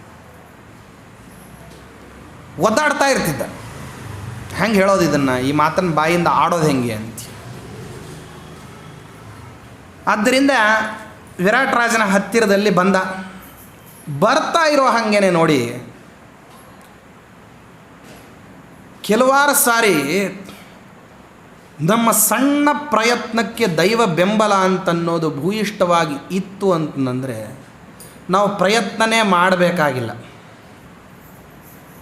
ಜಂಟಲ್ ಪುಷ್ ಅಂತಾರಲ್ಲ, ಅಷ್ಟು ಸಣ್ಣದಾದ ಪ್ರಯತ್ನಕ್ಕೆ ಮಹತ್ತರವಾದ ಫಲ, ಪುಣ್ಯ ಒದಗಿ ಬಂದುಬಿಟ್ಟಿತ್ತು ಅಂದರೆ ಕಣ್ಣು ಮುಚ್ಚಿ ಕಣ್ಣು ತೆಗೆಯುವಷ್ಟರಲ್ಲಿ ಕೆಲಸ ಲೀಲಾಜಾಲವಾಗಿ ಆಗೋಗ್ಬಿಡುತ್ತೆ. ವಿರಾಟರಾಜನ ಹತ್ತಿರದಲ್ಲಿ ಬಲು ವಿನೀತನಾಗಿ ಇರೋ ಹಾಗೆ ಧೌಮ್ಯಾಚಾರ್ಯರು ಹೇಳಿ ಕಳಿಸಿದ್ರು ಧರ್ಮರಾಜನಿಗೆ. ಧರ್ಮರಾಜ ಅದಕ್ಕೆ ಸಿದ್ಧಿಯನ್ನು ಮಾಡಿಕೊಂಡು ಅವ್ರು ಹೇಳ್ದ ಹಾಗೆ ಬದುಕ್ತೀನಿ ಅಂತ ಅಂದ್ಕೊಂಡು ಬಂದ. ಅವನಿಗೆ ಅದೇ ರೀತಿ ಬದುಕಬೇಕು ಅಂತಿದ್ರೂ ಧೌಮ್ಯಾಚಾರ್ಯರು ಹೇಳಿದ್ರು ಅಂತ ಅನ್ನೋದೊಂದು ಕಾರಣ ಅಷ್ಟೆ. ಬಂದ. ಧರ್ಮರಾಜ ಬರ್ತಾ ಇದ್ದಾನೆ ಆ ಕಡೆಯಿಂದ. ಹೇಗಿತ್ತು ಅಂದರೆ ಪರಿಸ್ಥಿತಿ, ಇವನ್ನ ಆಹ್ವಾನ ಮಾಡಲಿಕ್ಕೆ ಸಾಮಾನ್ಯವಾಗಿ ರಾಜ ತಾನು ಸಭಾ ಮಧ್ಯದಲ್ಲಿ ಕೂತಿದ್ದ ಅಂದರೆ, ಸಾಮಾನ್ಯರು ಬಂದರೆ ಬ್ರಾಹ್ಮಣರನ್ನು ಬಿಟ್ಟು ಬೇರೆಯವರು ಯಾರು ಬಂದ್ರೂ ಎದ್ದು ನಮಸ್ಕಾರ ಮಾಡಿ ತಾನಾಗಿ ಆಹ್ವಾನವನ್ನು ರಾಜ ಮಾಡಲಿಕ್ಕೆ ಹೋಗೋದಿಲ್ಲ. ರಾಜನಿಗೆ ತನ್ನದೇ ಆದ ಗಾಂಭೀರ್ಯ ಇರ್ತದೆ. ಅದಕ್ಕೋಸ್ಕರ ಬೇರೆಯವರು ಯಾರಾದರೂ ಬಂದರು ಅಂತಂದರೆ ಬರ್ತಾರೆ ಅಂತ ಕೂತೇ ಇರ್ತಾನೆ. ತಾನು ಎದ್ದು ಗೌರವ ಕೊಡೋದಿಲ್ಲ. ರಾಜ ಎದ್ದು ಗೌರವ ಕೊಡ್ತಾನೆ ಅಂತಂದರೆ ಸಭಾಸದರು ಯಾರು ಕೂತು ಗೌರವ ಕೊಡೋಂಗಿಲ್ಲ. ರಾಜ ಎದ್ದ ಅಂದರೆ ಉತ್ತರ ಕ್ಷಣದಲ್ಲಿ ಸಭಾಸದರು ಎಲ್ಲರೂ ಕೂಡ ಯಾವುದೇ ಪರಿಸ್ಥಿತಿಯಲ್ಲೂ ಎದ್ದು ನಿಲ್ಲಬೇಕು. ಧರ್ಮರಾಜ ದೂರದಲ್ಲಿ ಬರ್ತಾ ಇದ್ದಾನೆ. ಬರ್ತಿರೋ ಅವನನ್ನು ನೋಡ್ದ ವಿರಾಟರಾಜ. ಸಿಂಹಾಸನದಲ್ಲಿ ಕೂತ್ಕೊಳ್ಳಿಕ್ಕೆ ಆಗಲಿಲ್ಲಂತೆ, ತಾನಾಗೇನೆ ಎದ್ದು ನಿಂತುಬಿಟ್ಟ. ಕೆಲವರು ವರ್ಚಸ್ಸೇ ಆ ರೀತಿ ಇರ್ತದಂತೆ. ನೋಡಿದ ಕ್ಷಣಕ್ಕೆ ಬೇಕೋ ಬೇಡವೋ ನಮ್ಮ ಕೈ ತಾವಾಗೇನೆ ಮುಗಿಲಿಕ್ಕೆ ಹೋಗಿಬಿಡ್ತಾರೆ. ಅವ್ರ ಸಾಮರ್ಥ್ಯ ಅಂತ. ಸಂಧಾನಕ್ಕೋಸ್ಕರ ಕೃಷ್ಣ ಪರಮಾತ್ಮ ಹೋಗಿದ್ದಂತೆ. ಭೀಷ್ಮಾಚಾರ್ಯರು, ದ್ರೋಣಾಚಾರ್ಯರು, ಕೃಪಾಚಾರ್ಯರು, ಸ್ವಯಂ ಧೃತರಾಷ್ಟ್ರ, ಕರ್ಣ ಇವರೆಲ್ಲರೂ ಕೂಡ ಕೃಷ್ಣನನ್ನು ಎಂದ ನೋಡ್ತೀವಿ ಅಂತನ್ನುವಂತಹ ಆಕಾಂಕ್ಷದಿಂದ ಹಸ್ತಿನಾವತಿಯ ದಿಡ್ಡಿ ಬಾಗಿಲಿಗೆ ಬಂದುಬಿಟ್ಟು ಅಗಸಿ ಬಾಗಿಲಿಗೆ ಬಂದು ಕಾಯ್ತಾ ನಿಂತಿದ್ರಂತೆ. ಪೂರ್ಣಕುಂಭ ಸ್ವಾಗತವನ್ನು ಮಾಡಲಿಕ್ಕೆ ವಾರಾಂಗನೆಯರಿದ್ದರು, ಕರೆದುಕೊಂಬರೋರಿದ್ದರು, ರಾಜಪ್ರತಿನಿಧಿಗಳಿದ್ದರು, ಎಲ್ಲರೂ ಇದ್ದರು. ಭೀಷ್ಮಾಚಾರ್ಯರು 800 ವರ್ಷದ ಮುದುಕ ಕೃಷ್ಣ ಪರಮಾತ್ಮ ಬಂದ ಅಂತ ಕಾಯ್ಕೊಂಡು ನಿಂತಿದ್ರಂತೆ. ಎಲ್ಲರೂ ಈ ರೀತಿ ಕಾಯ್ಕೊಂಡು ನಿಂತಿದ್ದರು. ಕೈ ಹಿಡಿದು ಭೀಷ್ಮಾಚಾರ್ಯರು ಕರ್ಕೊಂಬಂದರು. ವಿದುರ ಇನ್ನೊಂದು ಕೈ ಹಿಡ್ಕೊಂಡು ಬಂದ. ಪರಮಾತ್ಮ ಇಂಥ ಜ್ಞಾನಿ ಜನರುಗಳ ಮಧ್ಯದಲ್ಲಿ ಯಾದವ ಕೃಷ್ಣ ನಡ್ಕೊಂಡು ಬರ್ತಾ ಇದ್ದ. ಆಢ್ಯತೆಯಿಂದ ಮೇಲೆ ಕೂತಿದ್ದಂತೆ. ದುರ್ಯೋಧನ ಬಂದ್ರೆ ಬಾ, ನನಗೇನಾಗಬೇಕಾಗಿದೆ ಅಂತನ್ನುವಂಥ. ಪರಮಾತ್ಮ ಇವನು ಅಪಮಾನ ಮಾಡಿದರೆ ಅವನು ಏನೂ ಆಗಬೇಕಾದದ್ದಿಲ್ಲ, ಸುಮ್ಮನೆ ಇದ್ದ. ಆದರೆ ಯಾವಾಗ ಮನಸ್ಸಿನಲ್ಲಿ ಅದನ್ನು ಮೆಲುಕು ಹಾಕ್ತಾ ಇದ್ದ, ಇವನು ಬಂದದ್ದಕ್ಕೋಸ್ಕರ ತಲೆ ಇಲ್ದವ್ರು ಎಲ್ಲರೂ ಗೌರವ ಕೊಡ್ತಾರೆ, ನಾನು ಗೌರವ ಕೊಡಬೇಕಾ, ಯಾಕೆ ಕಸ್ತಿದ್ದ ದೂತ, ಇವನು ದೂತನ ಕಾರ್ಯವನ್ನು ಮಾಡ್ಲಿಕ್ಕೆ ಬಂದವ, ಇವನಿಗೆ ಯಾಕೆ ಗೌರವ ಕೊಡಬೇಕು ಅಂತ ಎದೆ ಉಬ್ಬಿಸ್ಕೊಂಡು ಕೂತಿದ್ದಂತೆ. ಪರಮಾತ್ಮ ಎಲ್ಲಿ ಬರ್ತಾ ಇದ್ದಂತಲ್ಲ ಅಲ್ಲಿ ಒಂದು ಕ್ಷಣ ನಿಂತು ಎಡಗಾಲಿನ ಹೆಬ್ಬೆರಳನ್ನು ಒತ್ತಿದ್ದಂತಷ್ಟೆ. ಸುಮ್ಮನೆ ಒತ್ತಿದ. ಎಲ್ಲಿ ದುರ್ಯೋಧನ ಇದ್ನಲ್ಲ ಆ ಆಸನ ಪುಟಿತು. ದುರ್ಯೋಧನ ಅಲ್ಲಿಂದ ನೆಗೆದು ಬಂದು ಕೃಷ್ಣ ಪರಮಾತ್ಮನ ಕಾಲಿಗೆ ಬಿದ್ದಂತೆ. ಪರಮಾತ್ಮ ಎತ್ತಿ ಹಿಡಿದು, ಯಾಕೋ ದುರ್ಯೋಧನ ನಮಸ್ಕಾರ ಮಾಡಲಿಕ್ಕೆ ಇಷ್ಟೊಂದು ಅವಸರ ಅಂದ. ಇಲ್ಲ, ನಾನು ಎಗರಿ ಬಂದು ಬಿದ್ದೆ ಅಂತ ಹೇಳ್ಕೊಳ್ಳೋದು ಹೆಂಗಿನ್ನ, ಇಲ್ಲ ಅಂತನ್ನೋ ಹಾಗಿಲ್ಲ, ಹೌದು ಅಂತ ಒಪ್ಕೊಳ್ಳೋ ಹಾಗಿಲ್ಲ. ಪರಮಾತ್ಮ ಅಂಥ ವರ್ಚಸ್ವಿ. ನೀ ಅಪಮಾನ ಮಾಡಬೇಕು ಅಂತಂದ್ರೆ ಅದು ನನಗೆ ಸನ್ಮಾನದಲ್ಲಿ ಪರಿವರ್ತನೆ ಮಾಡ್ಕೊಳ್ಳೋದು ಹೆಂಗೆ ಅಂತ ನನಗೆ ಗೊತ್ತಿದೆ. ಅಂಥ ಸಮರ್ಥ ನಾನು. ನನಗೆ ಅಪಮಾನ ಮಾಡ್ತೀಯ, ಜೀರ್ಣಿಸ್ಕೋತೀಯ ನೀನು ನನಗೆ ಅಪಮಾನ ಮಾಡಿ. ಧರ್ಮರಾಜ ಹೀಗಿದ್ದ. ಅವನು ವರ್ಚಸ್ಸು ಯಾವ ರೀತಿ ಇದ್ದು ಧರ್ಮರಾಜಂದು ಅಂತಂದರೆ, ಅಪಮಾನ ಮಾಡುವಂತಹ ವ್ಯಕ್ತಿಯೂ ಕೂಡ ಅನಿವಾರ್ಯವಾಗಿ ಕೈ ಮುಗಿತಿದ್ದಂತೆ. ಯಾಕೆಂದರೆ ಅವನಲ್ಲಿರ್ತಕ್ಕಂತಹ ಧರ್ಮದ ಪ್ರಭಾವಲಯ ಅಂತನ್ನೋದೇನಿದೆಯಲ್ಲ, ಆ ಪ್ರಭಾವಲಯದ ಬಲದಿಂದಾಗಿ ಯಾರೂ ಕೂಡ ಧರ್ಮರಾಜನಿಗೆ ಅಪಮಾನ ಮಾಡಬೇಕು ಅಂತಂದ್ರೆ ಧೈರ್ಯ ಸಾಲ್ತಿರಲಿಲ್ಲ, ಧೈರ್ಯನೇ ಸಾಲ್ತಿರಲಿಲ್ಲಂತೆ. ಅನಿವಾರ್ಯವಾಗಿ ಧರ್ಮರಾಜನಿಗೆ ಗೌರವ ಕೊಡ್ತಿದ್ರಂತೆ. ಹೆಂಗಪ್ಪ ಅವನಿಗೆ ಅಪಮಾನ ಮಾಡೋದು ಅಂತ ಅಂತಿದ್ರಂತೆ. ಅವನಿಗೆ ಅಪಮಾನ ಮಾಡೋದು ಹೆಂಗೆ ಅಪಮಾನ ಮಾಡೋದು? ದುರ್ಯೋಧನಾದಿ 100 ಜನ ಕೌರವ ಹತಕರನ್ನು ಬಿಟ್ಟು ಬಿಟ್ಟರೆ ಇನ್ನುಳಿದವ್ರಿಗೆ ಯಾರಿಗೂ ಧರ್ಮರಾಜನಿಗೆ ಅಪಮಾನ ಮಾಡಬೇಕು ಅಂತಂದರೆ ತಕ್ಷಣದಲ್ಲಿ ಏನಾಗ್ತಿರಲಿಲ್ಲ ಅಂತಂದರೆ ಬುದ್ಧಿ ಬರ್ತಿರಲಿಲ್ಲಂತೆ. ಅಪಮಾನ ಮಾಡಬೇಕು ಅಂತ ಹೋದ್ರೂ ಅವನಿಗೆ ಸನ್ಮಾನ ಮಾಡಿ ಹಾರ ತುರಾಯಿ ಕೊಟ್ಟೇ ಬರ್ತಿದ್ರಂತೆ. ಅಲ್ರಿ ನೀವು ಹೋದದ್ದು ಯಾಕೆ ಮಾಡಿದ್ದೇನು? ಅವನು ನೋಡಿದ ಮೇಲೆ ಹಾಗೆ ಮಾಡ್ಬೇಕನ್ನಿಸ್ತಪ್ಪ, ಯಾಕೋ ಅಪಮಾನ ಮಾಡ್ಲಿಕ್ಕೆ ಗೊತ್ತೇ ಆಗಲಿಲ್ಲ. ಪ್ರತಿಯೋರ್ವರಿಗೆ ಈ ರೀತಿಯಾದಂತಹ ಸಮಸ್ಯೆಗಳು ಬರ್ತಿತ್ತಂತೆ ಧರ್ಮರಾಜ ಎದುರಿಗೆ ಬಂದರೆ. ಅದಕ್ಕಾಗಿ ಧರ್ಮರಾಜ ಬಂದ, ವಿರಾಟ್ ರಾಜ ನೋಡಿದ್ನಂತೆ. ವಿರಾಟ್ ರಾಜ ನೋಡಿದ ಕ್ಷಣಕ್ಕೆ ಎದ್ದು ನಿಂತ್ಕೊಂಡಂತೆ. ಹೇಗಿದ್ದಾನೆ ಇವನು? ಸ್ತೋತ್ರ ಮಾಡ್ತಾನೆ. ಮೃಗೇಂದ್ರರ ಆಡ್ವಾರಣ ಯೂಥಪೋಪಮಃ ಪ್ರಭಾತ್ಯಯಂ ಕಾಂಚನ ಪರ್ವತೋ ಯಥಾ ವಿರಾಜತೆ ಪಾವಕ ಸೂರ್ಯ ಸನ್ನಿಭಃ ಸಚಂದ್ರ ನಕ್ಷತ್ರ ಇವಾಂಶುಮಾನಃ. ಆ ವಿರಾಟ್ ರಾಜನ ಹತ್ರ ಇವ ಜೀವಿಕಾವನ್ನು ಬದುಕಲಿಕ್ಕೆ ಒಂದು ವೃತ್ತಿಯನ್ನು ಕೊಡುವಂತ ಕೇಳ್ಕೊಳ್ಳಿಕ್ಕೆ ಇವ ಹೋಗಬೇಕು ಅಲ್ವಾ? ಹಾಗಲ್ಲ, ಆ ಕೊಡುವಂಥವನೇ ಇವನ ಹತ್ರ ಏನು ಮಾಡ್ತಾ ಇದ್ದಾನೆ ಅಂದರೆ ಧಾವಿಸಿ ಸಿಂಹಾಸನವನ್ನು ಬಿಟ್ಟು ಇಳಿದು ನಡ್ಕೊಂಡು ಬರ್ತಾ ಇದ್ದಾನೆ ಇವನ ಹತ್ರ. ಯಾರಪ್ಪ ನೀನು ಅಂತ ಮಾತಾಡಿಸ್ಲಿಕ್ಕೆ, ಇವನ ಕುಶಲ ಪ್ರಶ್ನೆಯನ್ನು ಕೇಳಲಿಕ್ಕೆ, ಇವನ ಹತ್ತಿರದಲ್ಲಿ ಮಾತಾಡಿದರೆ ತನಗೇನೋ ಸಿಗುತ್ತದೆ ಅಂತನ್ನುವಂತಹ ಅನುರಾಗ ತುಂಬಿರತಕ್ಕಂತಹ ದೃಷ್ಟಿಯಿಂದ ಒಂದು ರಾಜ್ಯದ ರಾಜ ತನ್ನ ಇರುವಿಕೆ, ತನ್ನ ಅಸ್ತಿತ್ವ, ತನ್ನ ವರ್ಚಸ್ಸು, ತನ್ನ ರಾಜಗಾಂಭೀರ್ಯ ಇದನ್ನೆಲ್ಲ ಮರ್ತು ಬರಬೇಕಂದ್ರೆ ಇನ್ನು ಧರ್ಮರಾಜನ ಸಾಮರ್ಥ್ಯ ಯಾವ ರೀತಿದಿರಬೇಕು, ಎಂಥ ಚಿತ್ತಾಕರ್ಷಕವಾದಂಥ ವ್ಯಕ್ತಿತ್ವ ಇರಬೇಕು. ಲೀಲಾಜಾಲವಾಗಿ ಬರ್ತಾನೆ.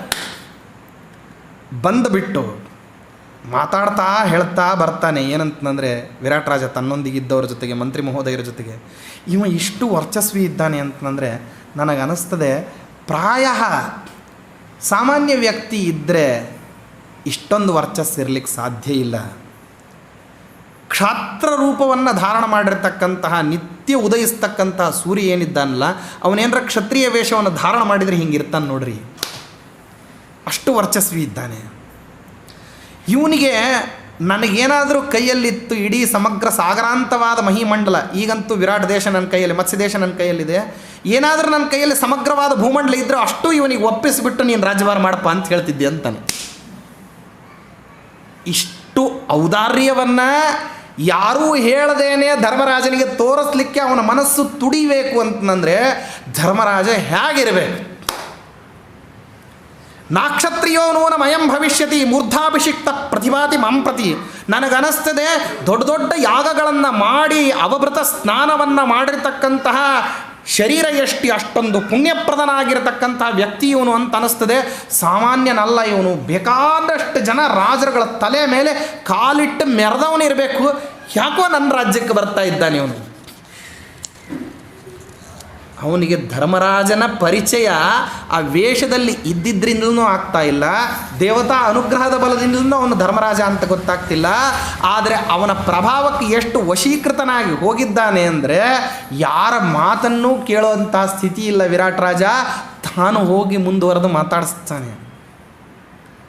ಯದೇಶ ಕಾಮಂ ಪರಿಮಾರ್ಗತೆ ದ್ವಿಜ ತದಸ್ಯ ಸರ್ವಂ ಕ್ರಿಯತಾಮ ಸಂಶಯಂ. ಹತ್ತಿರದಲ್ಲಿ ಬರ್ತಿರೋ ಹಾಗೇನೆ ಅವನ ಶರೀರ ಎಷ್ಟಿಯೆಲ್ಲ ನೋಡಿ ಕ್ಷಾತ್ರಿಯ ಅಂತ ಅಂದ್ಕೊಂಡು ಬಂದರೆ ಹತ್ತಿರದಲ್ಲಿ ಬರ್ತಿರೋ ಹಾಗೇನೆ ನಾಮ ಪುಂಡ್ರಧಾರಣವನ್ನು ಎಲ್ಲ ಮಾಡಿಬಿಟ್ಟಿದ್ದಾನೆ. ಶಿಖ ಇದೆ, ಇದೆಲ್ಲ ಇದ್ದದ್ದನ್ನು ನೋಡಿಬಿಟ್ಟು ಬ್ರಾಹ್ಮಣ ಇವನು, ಈ ಬ್ರಾಹ್ಮಣಂಗೆ ಏನು ಬೇಕೋ ಈ ಕೇಳಾರ್ದೇ ಎಲ್ಲನೂ ಪೂರೈಸ್ರಿ ಅಂತಾನೆ. ಬ್ರಾಹ್ಮಣ ವೇಷದಲ್ಲಿ ಬಂದಿದ್ದಾನೆ, ಏನು ಕೇಳ್ತಾನೆ ಅದನ್ನೆಲ್ಲ ಕೊಟ್ಟು ಬಿಡ್ರಿ.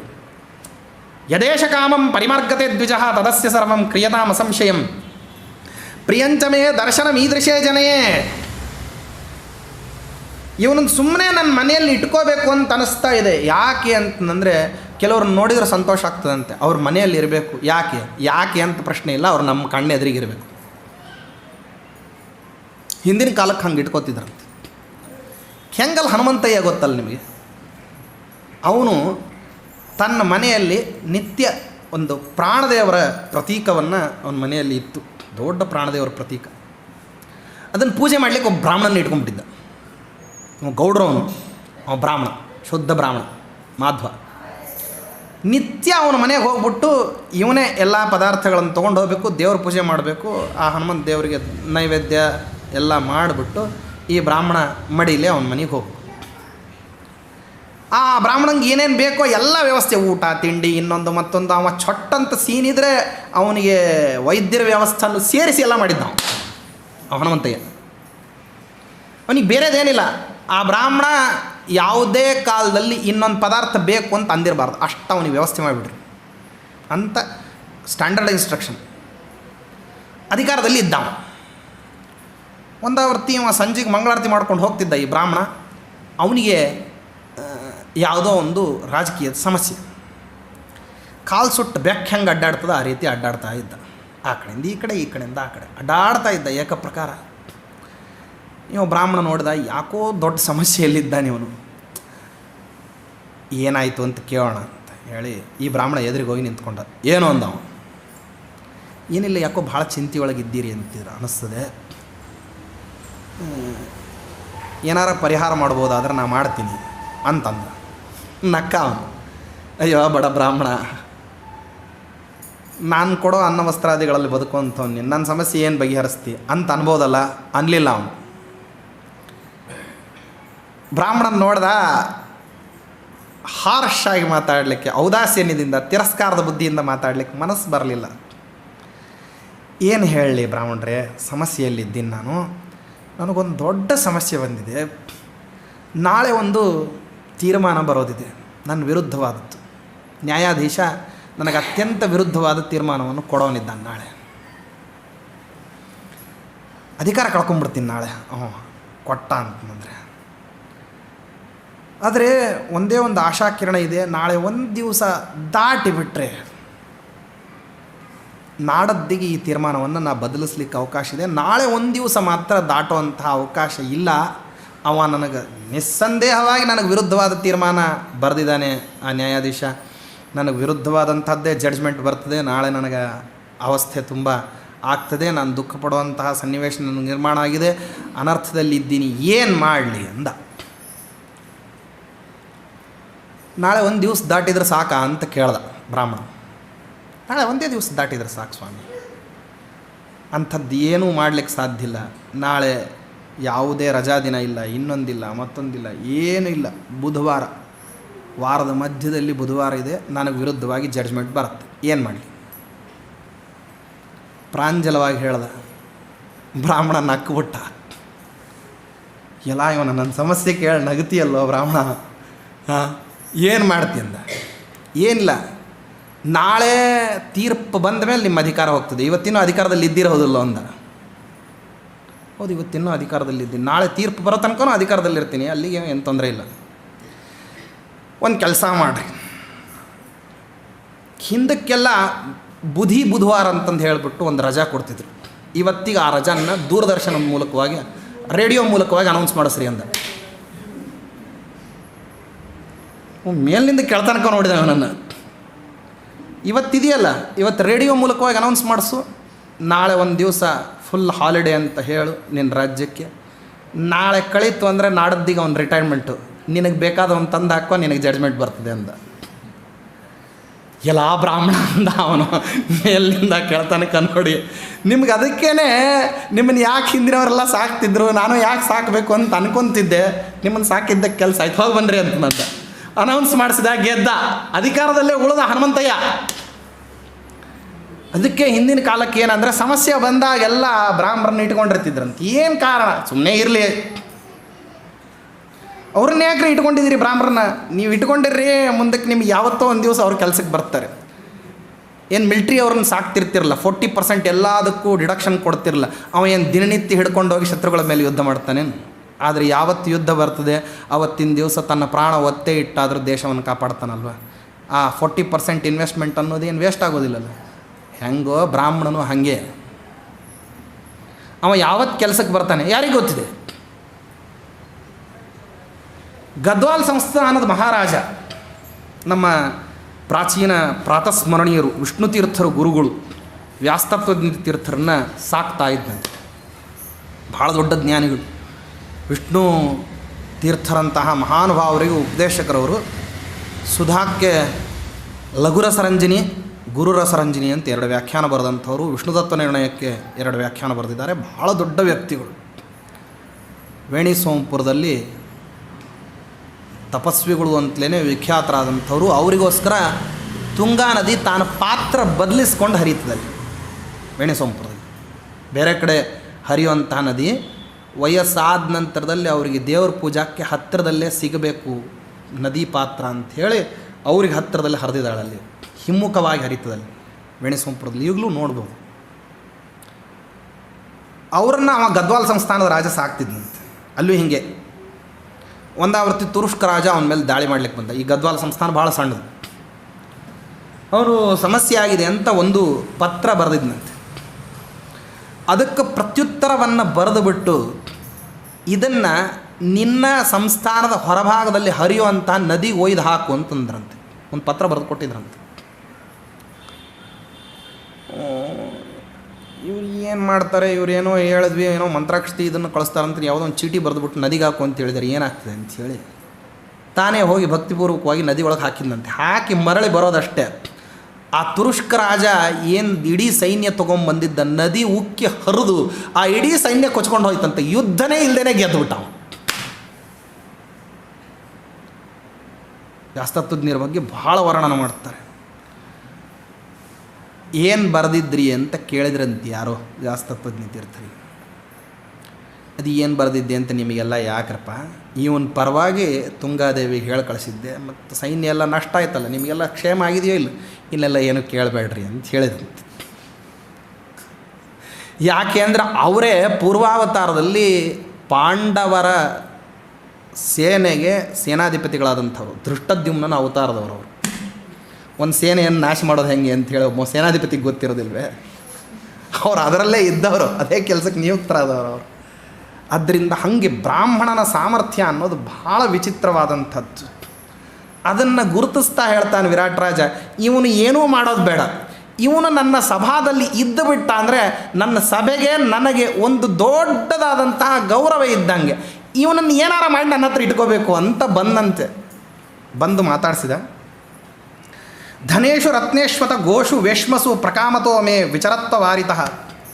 ಇವನಿಗೆ ಯಥೇಚ್ಛವಾಗಿ ನಾ ಎಲ್ಲಿರ್ತೀನಿ ಅಲ್ಲೆಲ್ಲ ಕಡೆ ಸಂಚಾರ ಮಾಡಲಿಕ್ಕೆ ಅವಕಾಶ ಕೊಡ್ರಿ, ನಾವು ಹೋದಲ್ಲೆಲ್ಲ ಬರಲಿಕ್ಕೆ ಅವಕಾಶ ಕೊಡ್ರಿ, ಅಂತಃಪುರದಲ್ಲಿಯೂ ಇವನಿಗೆ ಯಥೇಚ್ಛವಾಗಿ ಸಂಚಾರಕ್ಕೆ ಅವಕಾಶವನ್ನು ಮಾಡಿರಿ. ಹಾಗೆಯೇ ಇವನಿಗೆ ಬೇಡಾದವ್ರನ್ನ ರಾಜ್ಯದಲ್ಲಿ ಉಳಿಸ್ಬೇಡ್ರಿ, ಇವನಿಗೆ ಬೇಕಾದವ್ರನ್ನ ಎಲ್ಲಿದ್ದರೂ ಕರ್ಕೊಂಬನ್ರಿ.